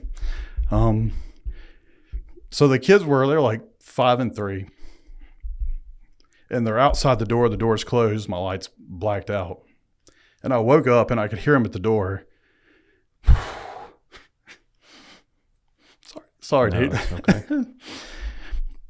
And Bella was like, hey, do you think Dad will play with us today? Christopher's like, he's sick. I was like, sorry. Sorry, dude. Even though I'm beyond that, man, it's still... Yeah. Like that was the moment. That was the clarity moment. And I was like, dude, I cannot be sick. Like, and I was dope sick. I was, I had not dealt with my traumas, and now it's impacting, the kids. So I was like, man, I have to do this. I have to get clean. I have to be present. Like, I don't want to be an absentee father. And like my dad was, I think he did as good as he could, and he traveled a lot, but he was gone. He was gone. I didn't know I didn't know how to be a man either. So another thing that I didn't know about was like how to raise kids, because I didn't have a dad that helped me. But dude, like that was the moment of clarity. And, some people with drugs and alcohol, it's a DUI or you get arrested or something. There's always something that's that turning point. And for me, I'm grateful that it didn't turn into, a DUI or an arrest or something like that, or going to, psychosis and going to an institution. But the kids, that was it, man. That was what rocked my world. And so, but I think that was probably the worst thing. That would probably be worse than you getting arrested or something, just Yeah. knowing your story. Absolutely. Because like, all right, if I get arrested, it happens. I go to jail for a little while. I pay a fine, whatever, I'm done. But like the kids, dude, like hearing Christopher tell Bella, Dad's sick was killer. Like that was the motivation to get my poop in a group. Yeah. So, anyway, I walk in the rooms of AA off the street, but I didn't go to rehab. I didn't go to get clean. I just said, hey, we're going to do this. Wow. Cold turkey. So I also smoked cigarettes at the time. I stopped smoking, stopped drinking, and stopped doing drugs all at the same time, all at once. Wow. So November 15th of 2008 was my day that, that I decided that I walked in and I had my last cigarette, my last, drug. And then, and I didn't drink. I actually didn't drink for like 12 years. And now I'll have the occasional beers. But I haven't been drunk since 2008. Yeah. That's crazy. But dude, it was like, that was the turning point for me. And so I did it. And I met one of my mentors. His name's Phil Cook. Man, he was kind of that first fatherly role for me that was, he had been through the process. He was a business owner. He was in his late 60s or in his early 60s, really militaristic kind of dude, which that's what I needed. I needed someone that was going to kick my ass because if not, I was going to, I was going to find the easy way out. But, man, what I really learned in AA was not about stop drinking and drugging. It was really about start living. And when I walked in too, and I was kind of the spirituality piece, I hated God. I did not believe in God. I believed that there was a God and I hated him. And that was a lot of that from a young age? That was like from when Dad died, and my mom was super, super religious. And, I could remember looking at her being a total little asshole, looking at her going, so you believe in a God that would allow you to have, lose your house, go through bankruptcy, lose your husband. And I was like, that's the God you believe in? Like persecution in my house was at a really high level. And it was me persecuting, my mother for her beliefs. But dude, she always stayed like really steady and firm foundation, in her spiritual life. And, so when I walk into the rooms and I see like the very first step has God in it. And I was like, oh my gosh. I was like, I'm not ready for this. Yeah. And one thing Phil said to me, which really kind of got my spiritual, like my conception of God back on track. He's like, look, dude, he's like, you don't have to believe in the God of your childhood. He's like, that God you could not do business with. But he's like, that wasn't God. That's you having a bent perspective on God. And he's like, he's like, I'm gonna ask you a simple question. Do you believe in like bad or evil? Have you ever done bad things or evil things? I was like, yeah, I've participated in that. He's like, okay, so can you believe that there's the opposite of that there's good? And I was like, yeah, I believe in that. He's like, dude, that is our conception of God at the moment. God is good and is the exact opposite of what you've been doing for the last, 15 years. And I was like, okay, that's something that I can do business with. Wow. So man, that kind of really started me getting my poop in a group. Yeah. Simultaneously, I'm freshly divorced. I had no money. I was starting over at scratch from zero. One of my buddies from Millsaps, Fernando, became, we became best buds in school. He had a house at the reservoir area, but he was going to grad school in Minnesota. And man, I had no idea how I was going to afford a home, how I was going to give the kids a bedroom or anything like that. And he was like, hey, if you will take care of my house, he's like, I will rent it to you for, whatever you can afford. If you just make sure that things operate and, and he had, the house was paid for, but he just didn't want to, let it sit there unoccupied. And I was like, that's a deal. I can do that. So man, he really gave me a footing to kind of get some stability. And he was the guy that also introduced me to to the rooms of AA. So you had a couple people that really stepped up and had a huge impact on you in that time. Yeah. How do you think things would have been different if you hadn't had that? Absolutely. Yeah. In what way? Like, I mean, so if I think too, if that day would have never happened with the kiddos, with Bella wanting me to play with them and Christopher telling her I'm too sick to play, that it wouldn't have really like struck me at my core. Yeah. Because I mean, that was really one of my big motivating factors of how do I get my life together. And then, if I wouldn't have met Phil, if I'd had a pushover, I would have probably never actually worked the steps. And man, like for me, having to make amends to people that I hurt and that's a part of, the steps process, but having to make amends to people that I hurt was where the rubber met the road, because there was I had so much shame. Like I did things that I was not proud of, and I caused harm in areas that I was not proud of. And man, like I would keep drugging to cover up, those feelings of that that I was not a piece of crap, but I had done really crappy things to someone. And man, the amends process, that forgiveness piece. And I realized like, I thought the forgiveness that I was asking for someone else for forgiveness, but the forgiveness was really for yourself, for me, for myself. That's right. Wow. And, but it gave me that, it picked my head up and, gave me stability. And, I wasn't like looking over my shoulder over, someone that I had hurt to, run away from something. It was like, I could really face life in my very first step of becoming a man, at 27 years old. Were those conversations well received by the people you had with? I'll say 95% of them, yes. Yeah. And there were a few, which I was prepared for. You knew they were going to be tough. They were going to be tough. And then those people told me, hey, you want to do me a favor? F off and don't ever show up in my life again. And I was like, okay. So to this day, there's two people that told me to F off and never show up, in their life. And there's been a couple of occasions where I've seen one of those people like out in public, and out of respect for them, I just go the opposite way. And, I did my part and, cleaning up my side of the street. I can't ask them to, meet me where I am. Maybe at some point they will, process that and then process, the amends piece, but I can't control that. But all I can do is honor what they told me to do, which was F off. So you really did hit rock bottom. You were scrounging around there for a while. Yeah. You get a house. You now start finding a job. But where'd you go from there? Man, so it's funny, God's plans, man. I was not looking for a relationship at all. I was trying to get a relationship with myself first, and then a relationship with God reestablished before I got into a relationship with a female.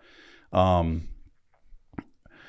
of my funny little, I call it, maybe it's OCD. I don't know.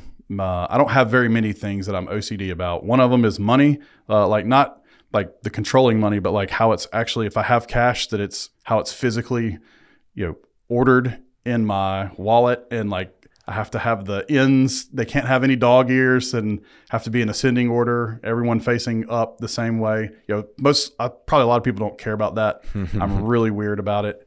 And then the other piece is like someone with a sharp object near my head, like scissors. I'm really particular about who I allow to have, scissors near my head. And the woman that I had gone to my entire life to get my hair cut, I even would come back home when I was living in DC.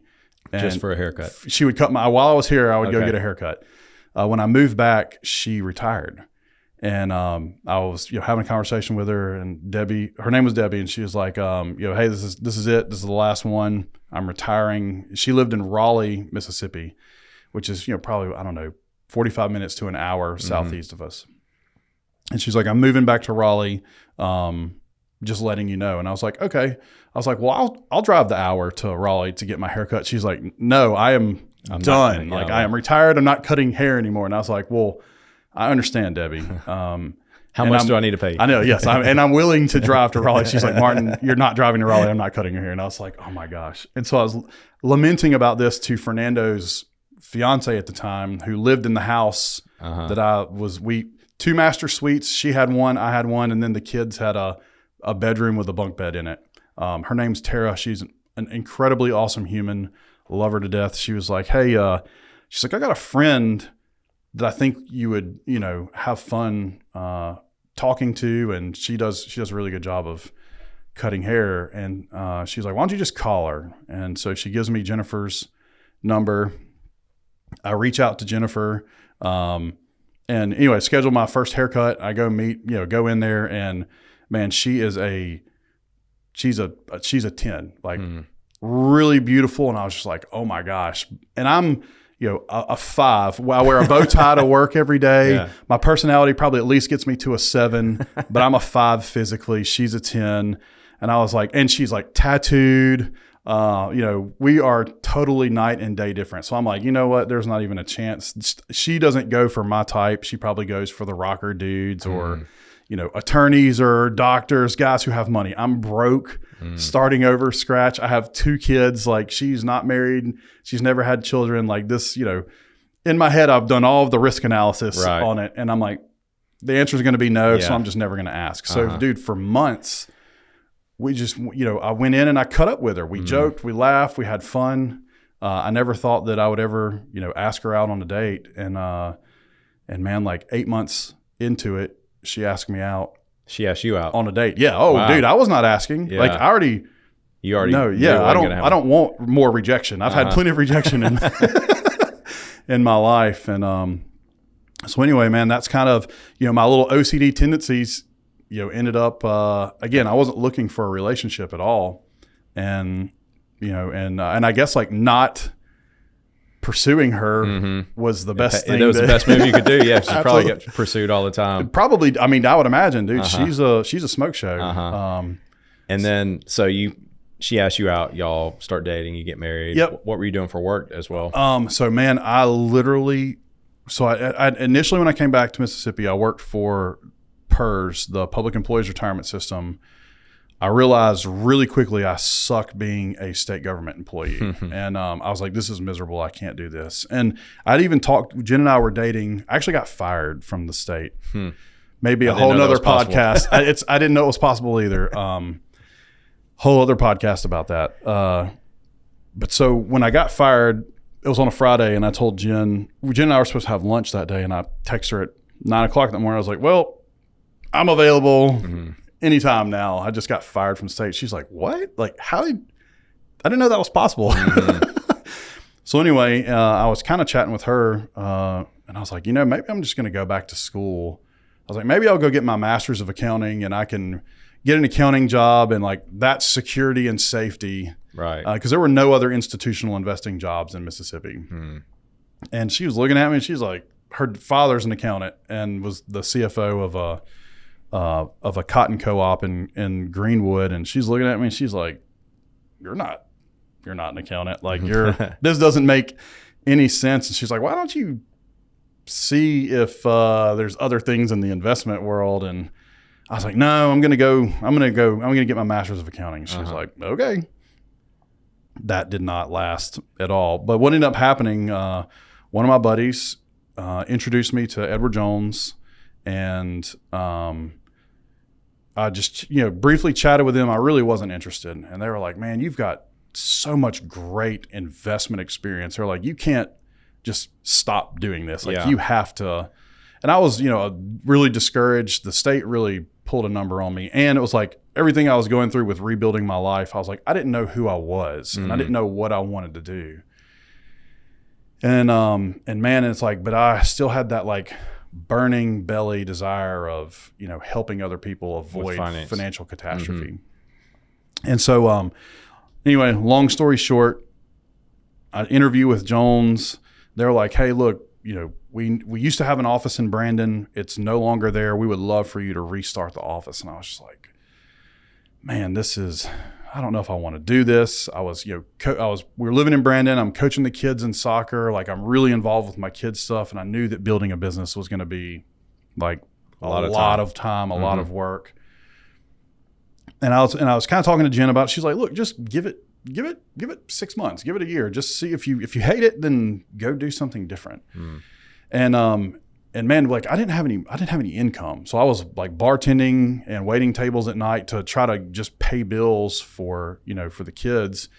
And, and Jen supported us for like, even when we were dating, like our date nights were, she would get Domino's on Friday nights and bring it to the house, and the kids got to eat Domino's, and then she would take them to Blockbuster and they got to pick out, a movie or a game.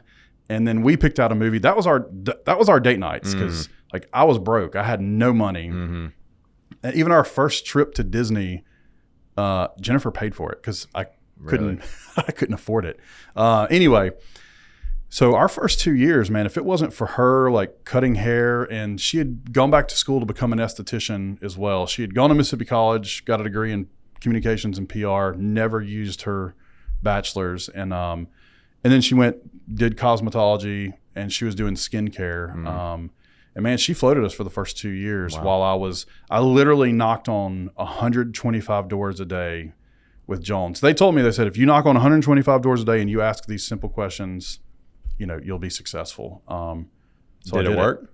It did. Wow. And that's how I ended up. And you were older now, so people were willing to work with you. Yeah. And I almost there was a little bit of not arrogance, but confidence. And that I was like, dared people to challenge me on the investment piece. And I was like, hey, look, I've managed money for the biggest businesses in the world. Like I can take care of your $50,000. Yeah. We're going to be okay. But anyway, so man, I built a really good business. I loved Jones. Great culture. They left me alone. They let me, as long as I was legal, ethical, profitable, they let me run my business the way I wanted to. And, but I guess my reputation got around to a couple of other firms, and a group in Madison called Pinnacle Trust, came talking and wanted to, they did more little institutional style investing, which was attractive to me because that's what you cut my teeth in. Right. That's right. And, anyway, so I made the hop over to Pinnacle in 2013, and man, that was kind of a wild ride for a whole bunch of different reasons. But one of the things that was a positive out of that is in kind of 2019, 2020, things were a little crazy at the office for stuff that was outside of my control and outside of my business partner's control. And we were kind of trying to make the decision of, we'd been there for 6 years. The two of us had partnered together and like combined our books of business. So we had staying power, and we were thinking about just going and opening up our own shop. And anyway, so that was kind of the plan. We were like, hey, we're going to exit. People are exiting. Some stuff is happening that's not positive for us. And man, I was in my executive MBA program at Millsaps during this process, and I was reading through my contract, and at the beginning of my career, when I signed the contract, there was only a non-solicitation in there, which I totally get. Can't solicit my clients for a year after I leave. And at some point during the process, a non-compete got slipped into our contracts. And we had to sign annual contracts because legally we were a bank, and the Department of Banking, that was one of their requirements, not the company's requirements. And so I took the contract to Harvey Pfizer, to my class, and I was like, "Hey, can we look at a real scenario here?" And he was like, "Man," he's like, "Well, first and foremost, he's like, you need to know that you have no privacy at this point. Anything that's in here," he's like, "we need to look through there and make sure that that we're not going to get in trouble for doing this." And we looked through it, and he was like, "Oh, there's this is questionable." And I was like, "Harvey, come on, man! Like, I need some input here." And one of the things about the executive program I loved was, there's a minimum requirement of experience to be in the executive program. So you had to have maybe it was 7 or 10 years of work experience. But man, the folks that were in my program were like, one of the guys ran one of the casinos in Vicksburg. Like, he was the general manager, the CEO, the head dude. I had one of the executives from C-Spire that was in my program. We had folks from Entergy, like lots of experience. And so all of these folks were getting to give me feedback, real time, real life feedback. And it was awesome, man. Wow. And we decided that was a pretty airtight non-compete. Yeah. And I wasn't going to be able to get out of it. So happened to be that one of the next classes was Dr. Fender. Dude, she changed my life. Really? Like, I have to, she, and I love all of my professors at Millsaps, but what she did for me was the single most like life-changing event from a career standpoint, which was, we did, she taught us how to do, the class was called decision making, but it was really about making decision trees and trying to take emotional decisions and and turn them into quantitative, take the emotion out of the decision making process, turn it into a quantitative, using probabilities, assignments of events happening from a probability standpoint, and then dollar values for the end outcome. That's how poker players think. Is it really? Yeah. Shoot, I might be a good poker player. You probably would, yeah. Annie Duke wrote a book about it, Thinking in Bets. All right, I may have to read that. Read it, yeah.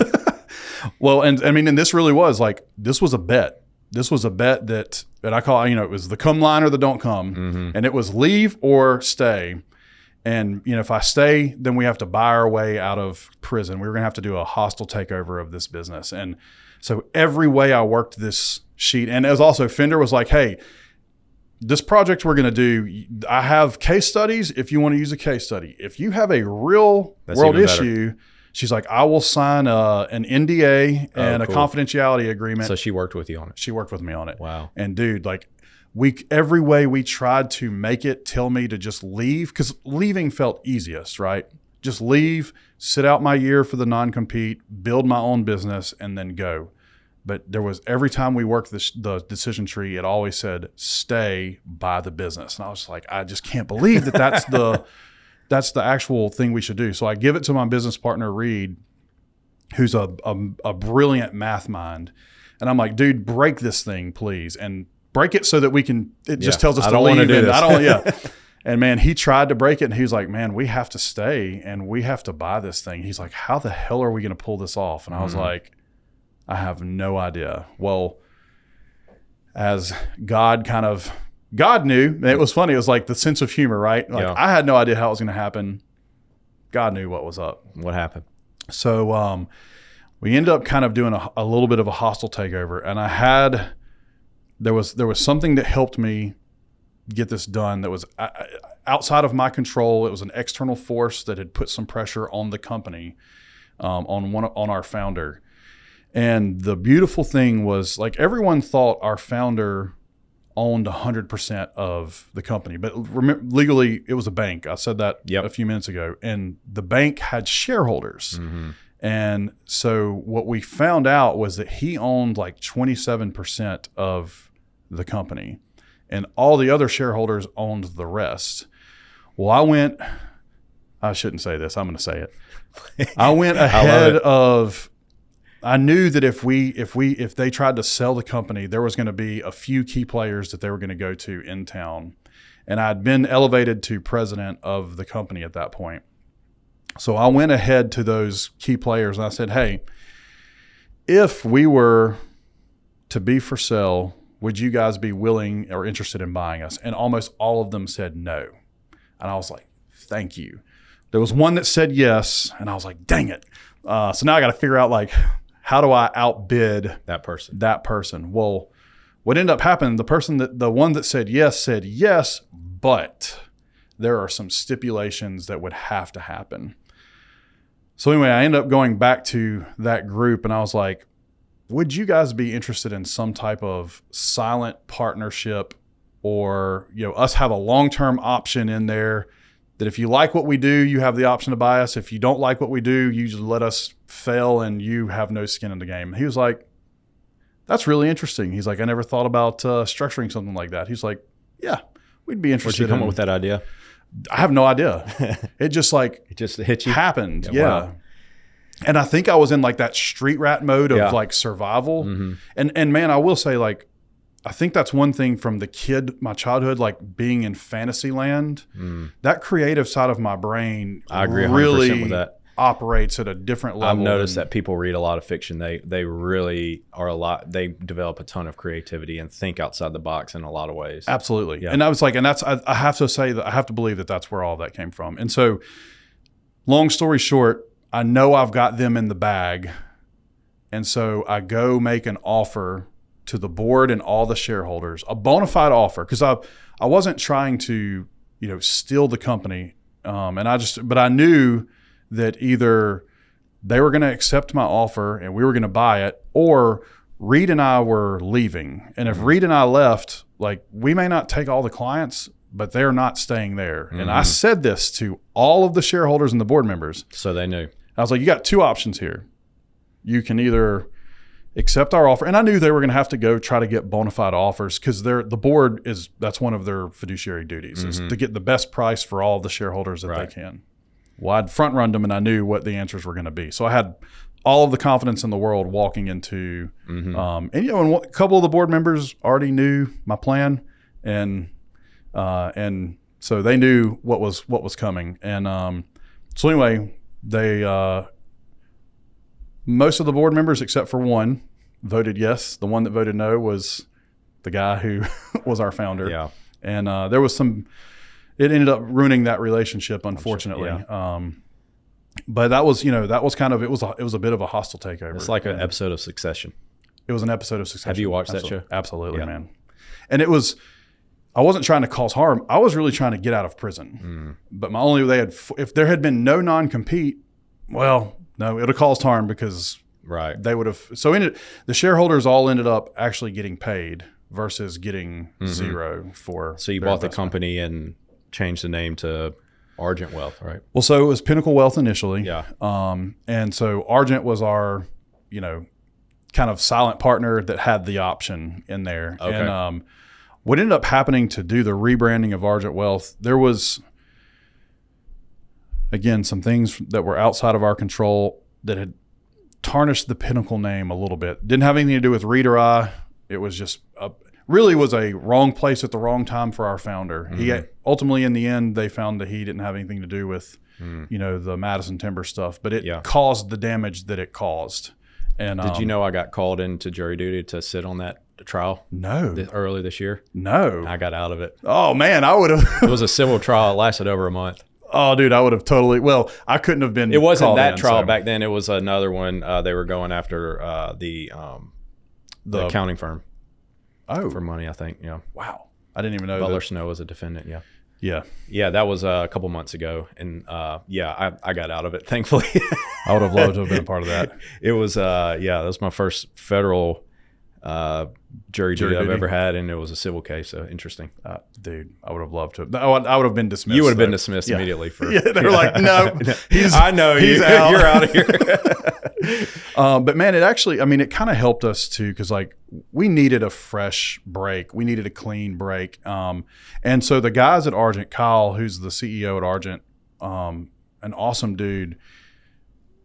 The option on it was like kind of like a 5-year deal. And he came to us in year 2 and he's like, hey, look, I am not trying to pull a fast one on you guys at all. He's like, I want to honor the deal that we have. He's like, and what's happening is there are a couple of transactions that are in the pipeline that are going to happen. And he's like, I think it would be beneficial for you for your long-term wealth if you go ahead and convert your Pinnacle Wealth stock into Argent stock, and let's go ahead and get married. He's like, if you tell me no, that's fine. He's like, I just want to give you that opportunity. And first, some of the guys, because we had been, a little PTSD from from previous place, and it was like, gosh, do we really want to give up, some control again? Yeah. And ultimately, we ended up deciding that that we were going to do that. And man, it was a great, Kyle, man of his word. It was a great time for us to go ahead and do that. I'm glad we did it. And for the most part, he's told us, he's like, hey, I partnered with you guys because of your youth and energy and your desire to grow. He's like, I don't want to impede that. So like, y'all keep doing what you're doing. That's why we wanted to partner with you anyway. Because you read the books about partnerships where they're like, oh yeah, we love you. And then all of a sudden, like, it changes and you're like, oh God, why did we do that? And that was our fear, was that there was going to be this huge change and, like the choking of control. And that has not been the experience. One question about that vote. How did you feel going into the vote? And then how did you feel when you won? So I had all the confidence because I knew what the outcome was going to be. So it's almost like insider trading. So were you like in the beginning scene Succession? He's in the back of the car with his headphones in, just like getting ready, just jamming out. Yeah, I mean, I was real relaxed. Yeah, because I knew the shareholders wanted their money too. Uh-huh. Because a lot of them had invested 25 years ago, right? And they had not seen and a lot of those guys were in retirement years too, and they wanted liquidity. Mm-hmm. The only thing that really sucked was the guy who was the founder of Pinnacle. I had a really good relationship with him, and there was a lot, like I'd helped him through a lot of stuff. He helped me through a lot of stuff. And there was 2 disagreements that we had at the very end. And unfortunately, like those 2 disagreements are what kind of dictated the rest of the relationship. I didn't want it that way. Mm-hmm. And I also understand, like, man, sometimes it's like, I hate to say this, but like the business piece of it is business. It's not personal, but he took it personal. And, you know, it's a relationship that like I wish was different. Yeah. But it's not. So. Yeah. All right. Let me ask you my 5 questions and then let's talk about what's next for Argent. All right. You've been steering this one for sure, but this is great. I love it. What are 2 books that you loved and or had a big impact on you? Man, so I'm going to say one of the book that had the largest impact on me initially, it was during me wrestling with myself and then like wanting to be a good dad and trying to find some type of spiritual life too. It was Paulo Coelho's The Alchemist. Was, man, there's a really cool story behind it. I know we probably don't have the time for me to tell that whole story, but like that was really like my spiritual light bulb turned on during The Alchemist. And it's really where I kind of started wrestling with like, what do I believe? Like, what do I think is true? What do I think is, you know, myth? What do I think, what can I do business with? And I read Paulo Coelho's entire library. And he probably the most impact on me. And that was in kind of my late 20s. That was the beginning of my real Martin spiritual journey, not the religion of my childhood. And so I have to say, like, man, that book, it's one I have gifted that book more than any other book. So I have to say that one's the number one. It's been recommended impact on this podcast as well. Has it? Yeah. Hell yeah. And I'm going to say my number 2 came probably 10 years later in a similar vein, but still was a very growth book for me. And it was a woman named Lori Jean Glass in California wrote a book called #HealthyAdult. And I did an intensive out there with her group called Pivot, which Fernando, same dude that, let me rent the house and, introduced me to AA, was really facilitated, the intensive. And man, it helped me actually compartmentalize and break down like help me start healing from the trauma wounds and talk about like which parts of my trauma are really my like that childhood trauma, like where is my adolescent trauma, and then like my unhealthy adult to really when things happen and those strings get plucked, that I can, I don't have to spin out anymore. I can go, whoa, like that reaction is my teenage energy got activated. And now my teenager, it's funny, I've named all of them. My teenager is really aggressive and angry. And so like, I know when I start feeling that aggression and anger inside of me, I'm like, that's Pablo. And I know what the healthy adult needs to not kill everybody. Because that's what Pablo wants to do. He's a protector. Pablo really protected like the young Martin. Right. And like, he's the knives out and he's going to stab first. And then once the dead bodies are around, he's like, was there really a threat or was it perceived? It's like, but we got a mess to clean up. Yeah. And so, man, it's like that really helped me take that next step of healing. And what was crazy is now, like when I'm with someone else, like this happened with my business partner and I, like he gets activated and it's something either I've done or someone else has done, but like he gets activated and I can see that happen in real time and know like, okay, that's Reed's, one of his wounds. That's his teenage energy, and I just need to like give him that space because his teenager needs to work things out. Wow. Or if that comes from a really young part of Reed, like I know I'm gonna walk up to him and I'm gonna give him a hug and be like, dude, I know you're hurting, man, and we'll figure this stuff out. Like I've started to realize like how the healthy Martin needs to show up to people around me when they get wounded, and not just like fuel that fire. Wow. And it's really helped me build like really, really deep, meaningful, like, dude, my relationship with Jennifer post pivot, and then she also went and did a pivot. And then I sent my son, Christopher, to do one. Like, we have a language we speak to each other that we didn't have. It's like we both learned how to speak French. We have a language that we speak to in each other that just, it's really about like helping each other take care of the wounded parts. And then like when I need something, I can say what I need without, causing harm or, offending or hurting people. It's kind of wild, man. That's awesome. Yeah. What's a piece of advice that really stuck with you? Man, there's been so many things that really have stuck with me, and I'll say they're kind of, I'll break them into two different areas. Like with the professional side, I think most people get stuck in how hard something is, and most people will quit like right before the miracle happens. Right? It's like if you just would have taken 3 more steps, you would have been into success. And it's like, so they'll suffer through the most painful pieces and then quit right before success happens. Now, that's my relationship with exercise. So, but like, you're even one step away from it right now. I'm one step away from it. But so like from a professional standpoint, it's like, I just want to tell people like, take the beatings, not necessarily take abuse from other people, but like, if it was easy, everyone would do things like just keep pushing until you realize like this thing is a total failure. And then you're going to learn something from that failure. And that's probably what's going to be the catalyst for the next, the next thing. And I think people think that success happens immediately, and it doesn't. It's usually a string of failures that have allowed, success to happen. It takes people 10 to 20 years to become an overnight success. Yeah, it did. I mean, that was certainly my case too. Because you think like, I started in 2004. I feel like really 23 was the first year where I was like, oh my gosh, have extra cash in the bank. I'm able to take the kids and travel. I have control and agency over my schedule for the most part. I'm like, it took 20 years to be an overnight success, awesome. Man. What's the hardest season of your life that you're now most grateful for? Dude, it's gonna have to be the late 20s, man. Yeah. Starting with the kids, with the, dad can't play with us because he's sick. It was really November of 2008. I hit the dark forest.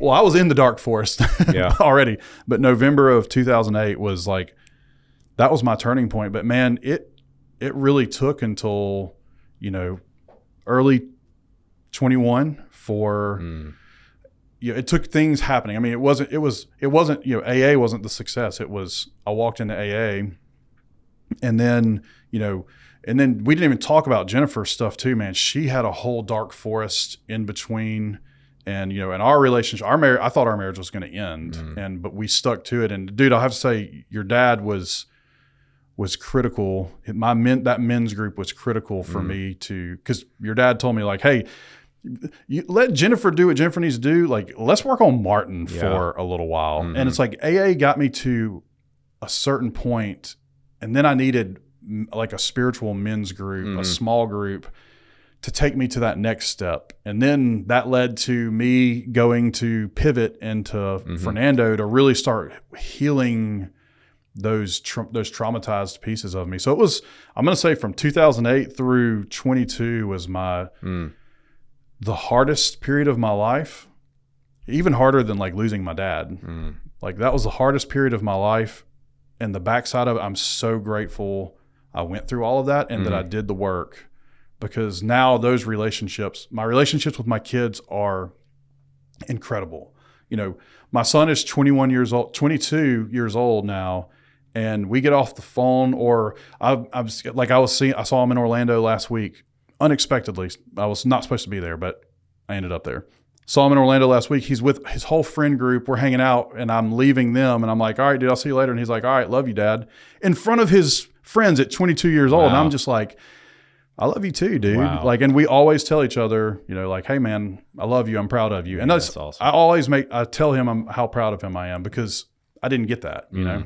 Man, that's so cool. And I will say, dude, that's one thing, that your dad and Jack and some other guys that were, instrumental in my figuring out what does a man look like? Like, what is a man supposed to do?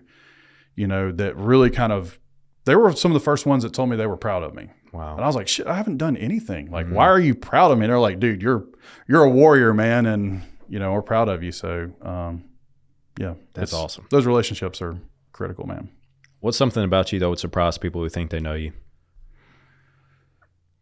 Man, that's such a hard one because I really feel like I'm an open book, and I talk and probably to a fault.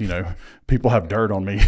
Now all of our listeners, got a lot of know that I started my entrepreneurship in the black market. I don't know, man. I think it probably maybe like the fantasy. Well, I don't know, man, because like if people know me, they know we do Disney a lot, and that I live in fantasy land too. What, have you read any fantasy books recently? Yes, I read the Silo series. I remember you telling me that. Yeah. It's on Apple TV. It's a trilogy, and man, so it's really kind of fantasy, but then also like a Armageddon type apocalyptic. The show's starting to get to that too, dude. And they have deviated from the books pretty significantly probably now. So I mean, it's good storyline, but it's. Have you read The Wheel of Time? No. Have you heard of it? Oh, that's one of the most famous ones, but it's 14 books. Okay. They're like 800 to 1,000 pages. I've been doing this for like 2 years. I got 2 left. It's really good, but it's a slog. Well, it's funny. It's like, you and I've just started really kind of committed to reading again the last couple of years. And it's so hot and cold with me right now too. It's like I was traveling for the last 3 weeks. I had plenty of time that I could have read, but like we were vacationing and I was present with the kids and with Jen. And I didn't do it. So.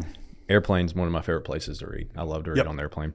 Last question. What's something you used to believe strongly that you've completely changed your mind on? Well, can I say something that I used to believe strongly and now I'm even a stronger believer in? Okay. Yeah. And this may be the thing that actually surprises people. Yeah.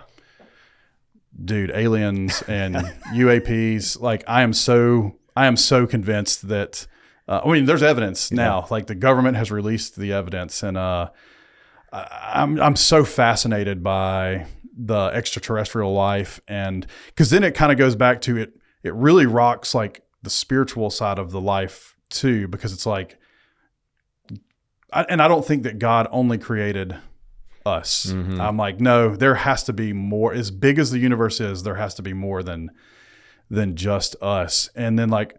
Did you ever see the movie Prometheus? It was like a prequel to the Aliens. I don't think so. I know what you're talking about though. So they made a really awesome argument about the aliens in Prometheus were not the black like what you saw in the Aliens movies. They look just like us except for they look like you, like ripped superhuman that are like 7.5 or 8 feet tall, really really intelligent, and that they seeded us, to be, the next version of evolution in mankind. And then the other piece too is like I'm fascinated by physics and like when you look at like how does a black hole work? Like what does singularity? Has anyone ever even experienced singularity? Because it was just a Einstein, revelation. And then like Interstellar, the movie was just like I love that movie. Absolutely, man. Yeah. Absolutely. Yeah. And I was just like, man, this is. And then like Project Hail Mary comes along, and I'm absolutely in love with the whole idea of that we're not alone, that we are. Go listen to, I don't know if you listen to the Live Free podcast, Josh Howerton. They talk about aliens from a biblical perspective. I think you'd be fascinated. Okay. They think live free. Live free. Yeah. They think they're angels. Okay. So Jen and I have had. Or demons. So Jen and I have had lots of conversations, and I'll say this one last thing about this. So I wrote a paper at MilSAP's undergrad, I took a mythology class because, again, this all lines up with everything. I was like, that lines up with something you would write at MilSAP's. Yep. I took a mythology class, and one of our projects at the end was, if we could create our own religion, what would it look like? And I was already there. I had my mindset, because like a lot of the chemicals that I played with pre-MilSAP's were really mind-bending. So like opening up the brain to completely different perspectives. And man, I had this whole mythology religion created about like different dimensions that our energy and souls transition into, and like what a lower dimension is able to do or not to do, impact on a higher dimension, what that dimension could do for the lower dimension. And it's funny, I was telling Jen about this, and she was like, you were 19 years old. And I was like, hey, look, my brain was way bent versus the average 19-year-old. Like, I had chemicals that opened that brain up, and I was really in tune with some really far-fetched stuff. Whenever you retire, you need to write a science fiction fantasy series. I'll have a ghostwriter do it. Yeah. All right. Let me ask you a few wrap-up questions here. All right. Cool. So we hadn't even really talked about what your business does now currently. Tell me about your business now and what y'all are doing and what y'all are working towards. I know. We were trying to keep it in 2 hours. Yeah, good thing I made room for us. We're good. That's cool. So, all right. So right now, it's kind of awesome what phase we're in with the business. I'm really kind of calling this like, this is version 3.0 that we're embarking in right now. Version 1.0 was, oh my God, are we going to survive? Mm-hmm. And do we have everything we need just to be able to like make it to the next day? Version 2.0 was like, all right, we've got this. Like, let's enhance and make our client experience better. And version 3, I'm really adopting a ton of, like, I'm a massive agentic AI fan. I can't even believe we haven't even talked AI on anything yet. We'll have to do another episode for all that. And so like I've been for the last year and a half deep into the rabbit hole of like, how can I use or build an agent inside of our firm to help us like deeply serve our clients? And we've got it done. We've got it figured out. And I'm super excited about the launch there from just a client service perspective, just because it's gonna help me not let things slip through cracks. And what LLM are you using?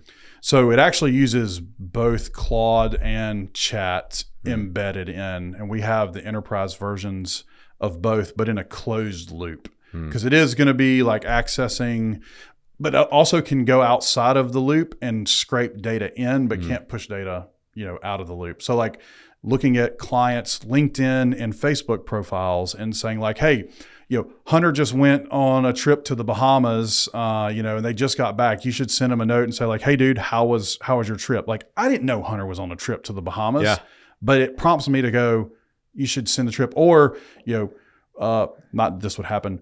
Hunter just left Coyote and he's started a new, job. There may be a 401k rollover opportunity here. Hunter just started a new podcast. Maybe we should sponsor it. Hunter just started a new podcast. Maybe we should sponsor it.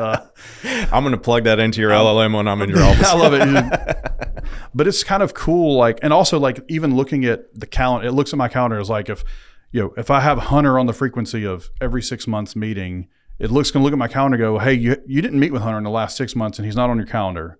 So do you want me to reach out and schedule the meeting for him? Like, absolutely. Wow. Or, hey, Hunter every year usually makes a charitable contribution. You don't have that set up. Do you want me to set all those things up? So it's not that I'm going to have the agent it's not replacing anyone in my office. All it's doing is helping me helping you all work better. Yeah. And like the attention to details. Like also, hey, if I pick up my app and say, every time Hunter comes in, he likes coffee. At the end, he likes it black. In the beginning, he may mix a little bit of cream into it. But, his wife just drinks water. She's not a soda fan. But the kids like Diet Coke. I don't know. Anything. Like I can say that, and it's going to know, like, Hunter is coming into the office today for a meeting, and it's going to prompt Christy, hey, wow, Hunter likes coffee, and his wife likes water. And so you're just saying that into your phone, and then it's saving it, and it's saving it, and it's going to prompt us every time. And it's just, really what that is really helping us pay attention to the details of, and this is morbid, but it's going to do this too. It also scrapes the web for obits. So like I'm not going to speak this into existence, but let's say I'm not even going to use you. Yeah. Someone else's parent dies. Yeah. John Doe's parent dies. It's going to scrape it and come back and say, hey, there's a high probability, your client who lives in Madison was in obit as kids that survived to a parent. Double check before you call your client and ask on them. Just like things like that. Or, hey, we knew that, Hunter's dad had a knee or a hip procedure, and you spoke it in there, Doug's going to go have a hip replacement. Yeah.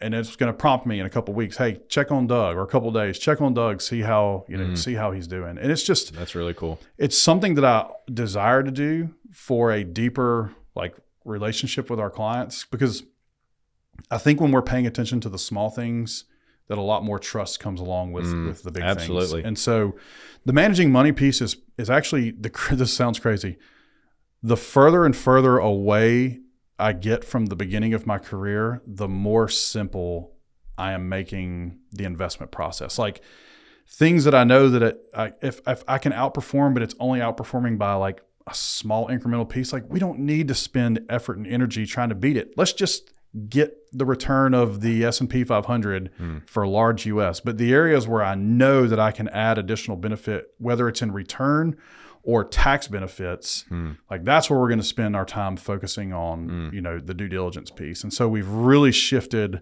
the business to heavily into the private market space, and then also private markets that have a positive tax impact, a tax alpha for our clients when they're eligible for it. Some are not, there are minimums of net worth that's required. So I'm really excited about phase 3, and I'm really doing a whole lot more business owner work and and helping them with the tax piece, which has been I hate the IRS. Yeah, I think taxation is theft.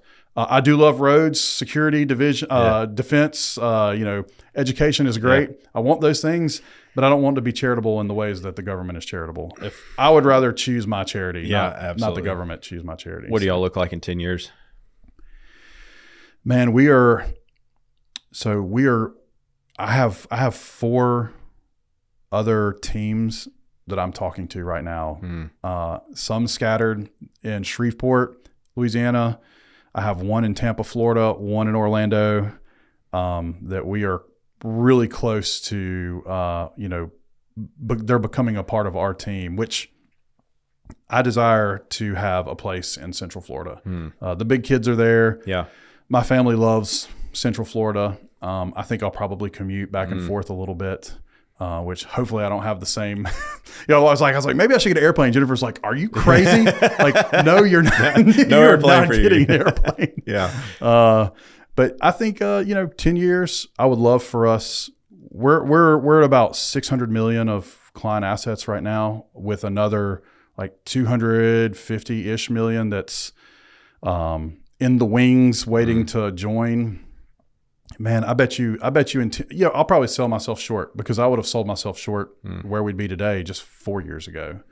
I bet you we'll be over 2 billion of client assets, which would make us one of the largest firms in Mississippi. Not that was the aspiration, but right. It's you know what? Hey, I like building things, man. Yeah. And it's cool. It's fun. Yeah. It's fun to build. Well, you and I are close to the same age, but we're at completely different stages of family life. You're about to be an empty nester, and I'm just getting going. That's right. So, what's next for you and your family? What are you looking forward to? Man, so it's kind of funny.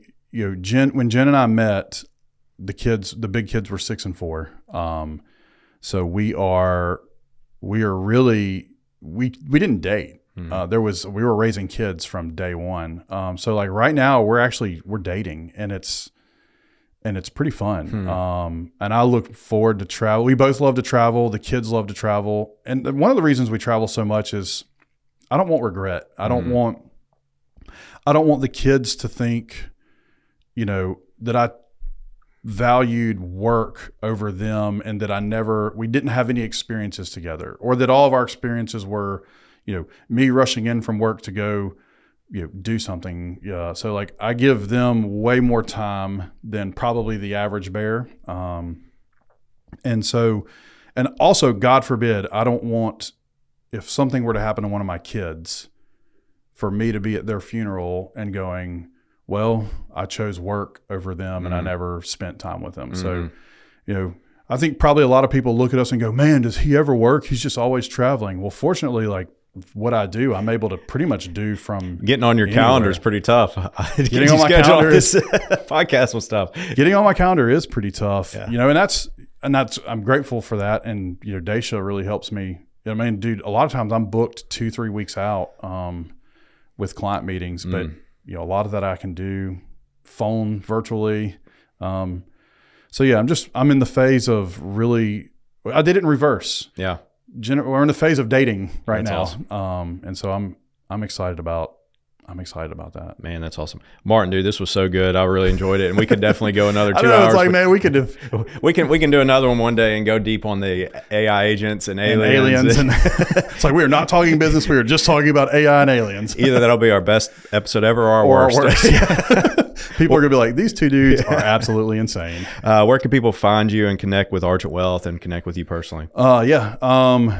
Man, it's fun. I'm really not super active on social media other than like bragging about my kids and whatnot. But if folks want to have a conversation, like old school telephone's great, 601-957-0323. Or if people want to reach out. Is that your personal number? That's our main line. Somebody gave their personal number out on here one time. Oh, wow. He's a realtor, so yeah. I would still rather it go through the main line.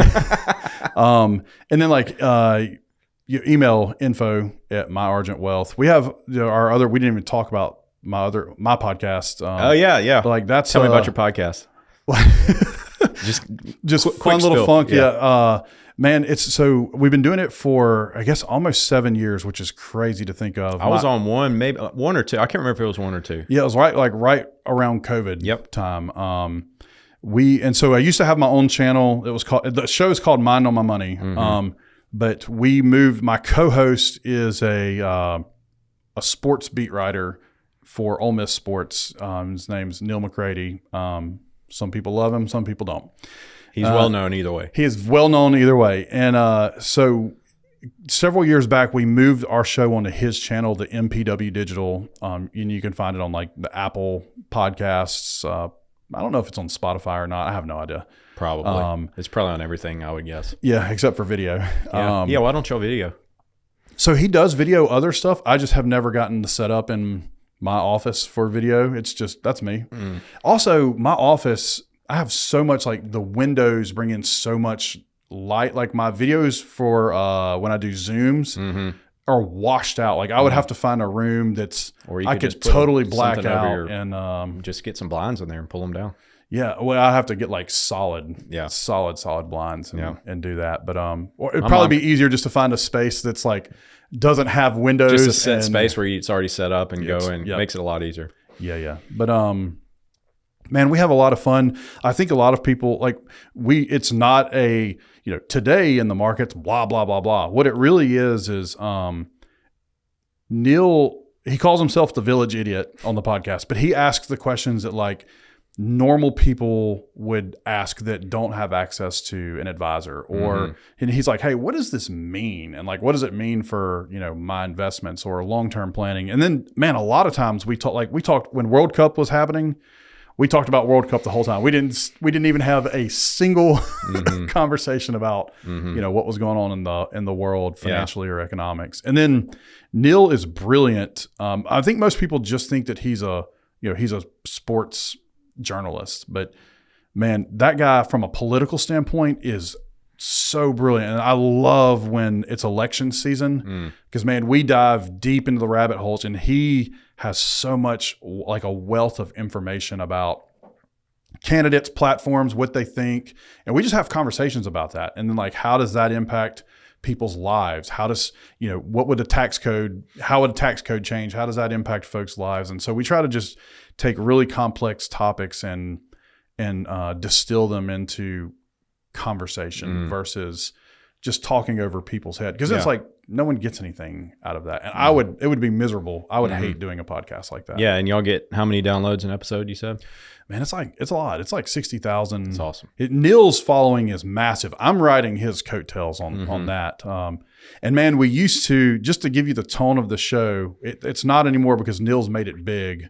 Now his show is on like his channel is like sponsored by like the Blue Live or one of those big aggregator channels of podcasts. And he has, like real sponsors, like, Twisted Tea's like one of his sponsors. It's like and it's not him, it's the parent company that's pushing all these sponsorship to him. But we used to have our intro music was Snoop Dogg's, Gin and Juice. Yeah. And it was like, gin and juice with my mind on my money and my money on my mind. Like that was the intro. Rolling down the street, smoking in the. That was our intro music. So it's like, that was the personality of the podcast. Like it was, you knew you were and not that's your personality too. That is my personality, yes. But with the new, I guess the parent company, we never paid for the rights to Gin and Juice. Yeah, I bet. So they were like, no, you cannot play Snoop Dogg as your intro music. So I have no idea what our intro music is. I don't even listen to my show, man. Yeah. That's awesome. Which is, it's awful. I have no idea. Like, and it's funny when we go on topic, like we'll kind of have a pre-show idea of what we're going to talk about. And then a lot of times it just naturally takes turns and people are like, oh, last Thursday, do you remember what you're saying? I was like, I have no idea. I have no idea. I don't remember what I said an hour ago. I don't remember what I said 5 seconds ago. 5 seconds ago. What was I saying? I don't know. There's so much stuff up there that it has it goes out. That's it. It is this, it's, and to make space for more, I got to get new RAM installed up there. There is a lot going on. I'm out of space. Yeah. Mark, man, this was so good. I really appreciate you coming on. Indeed, man. I appreciate you, Hunter.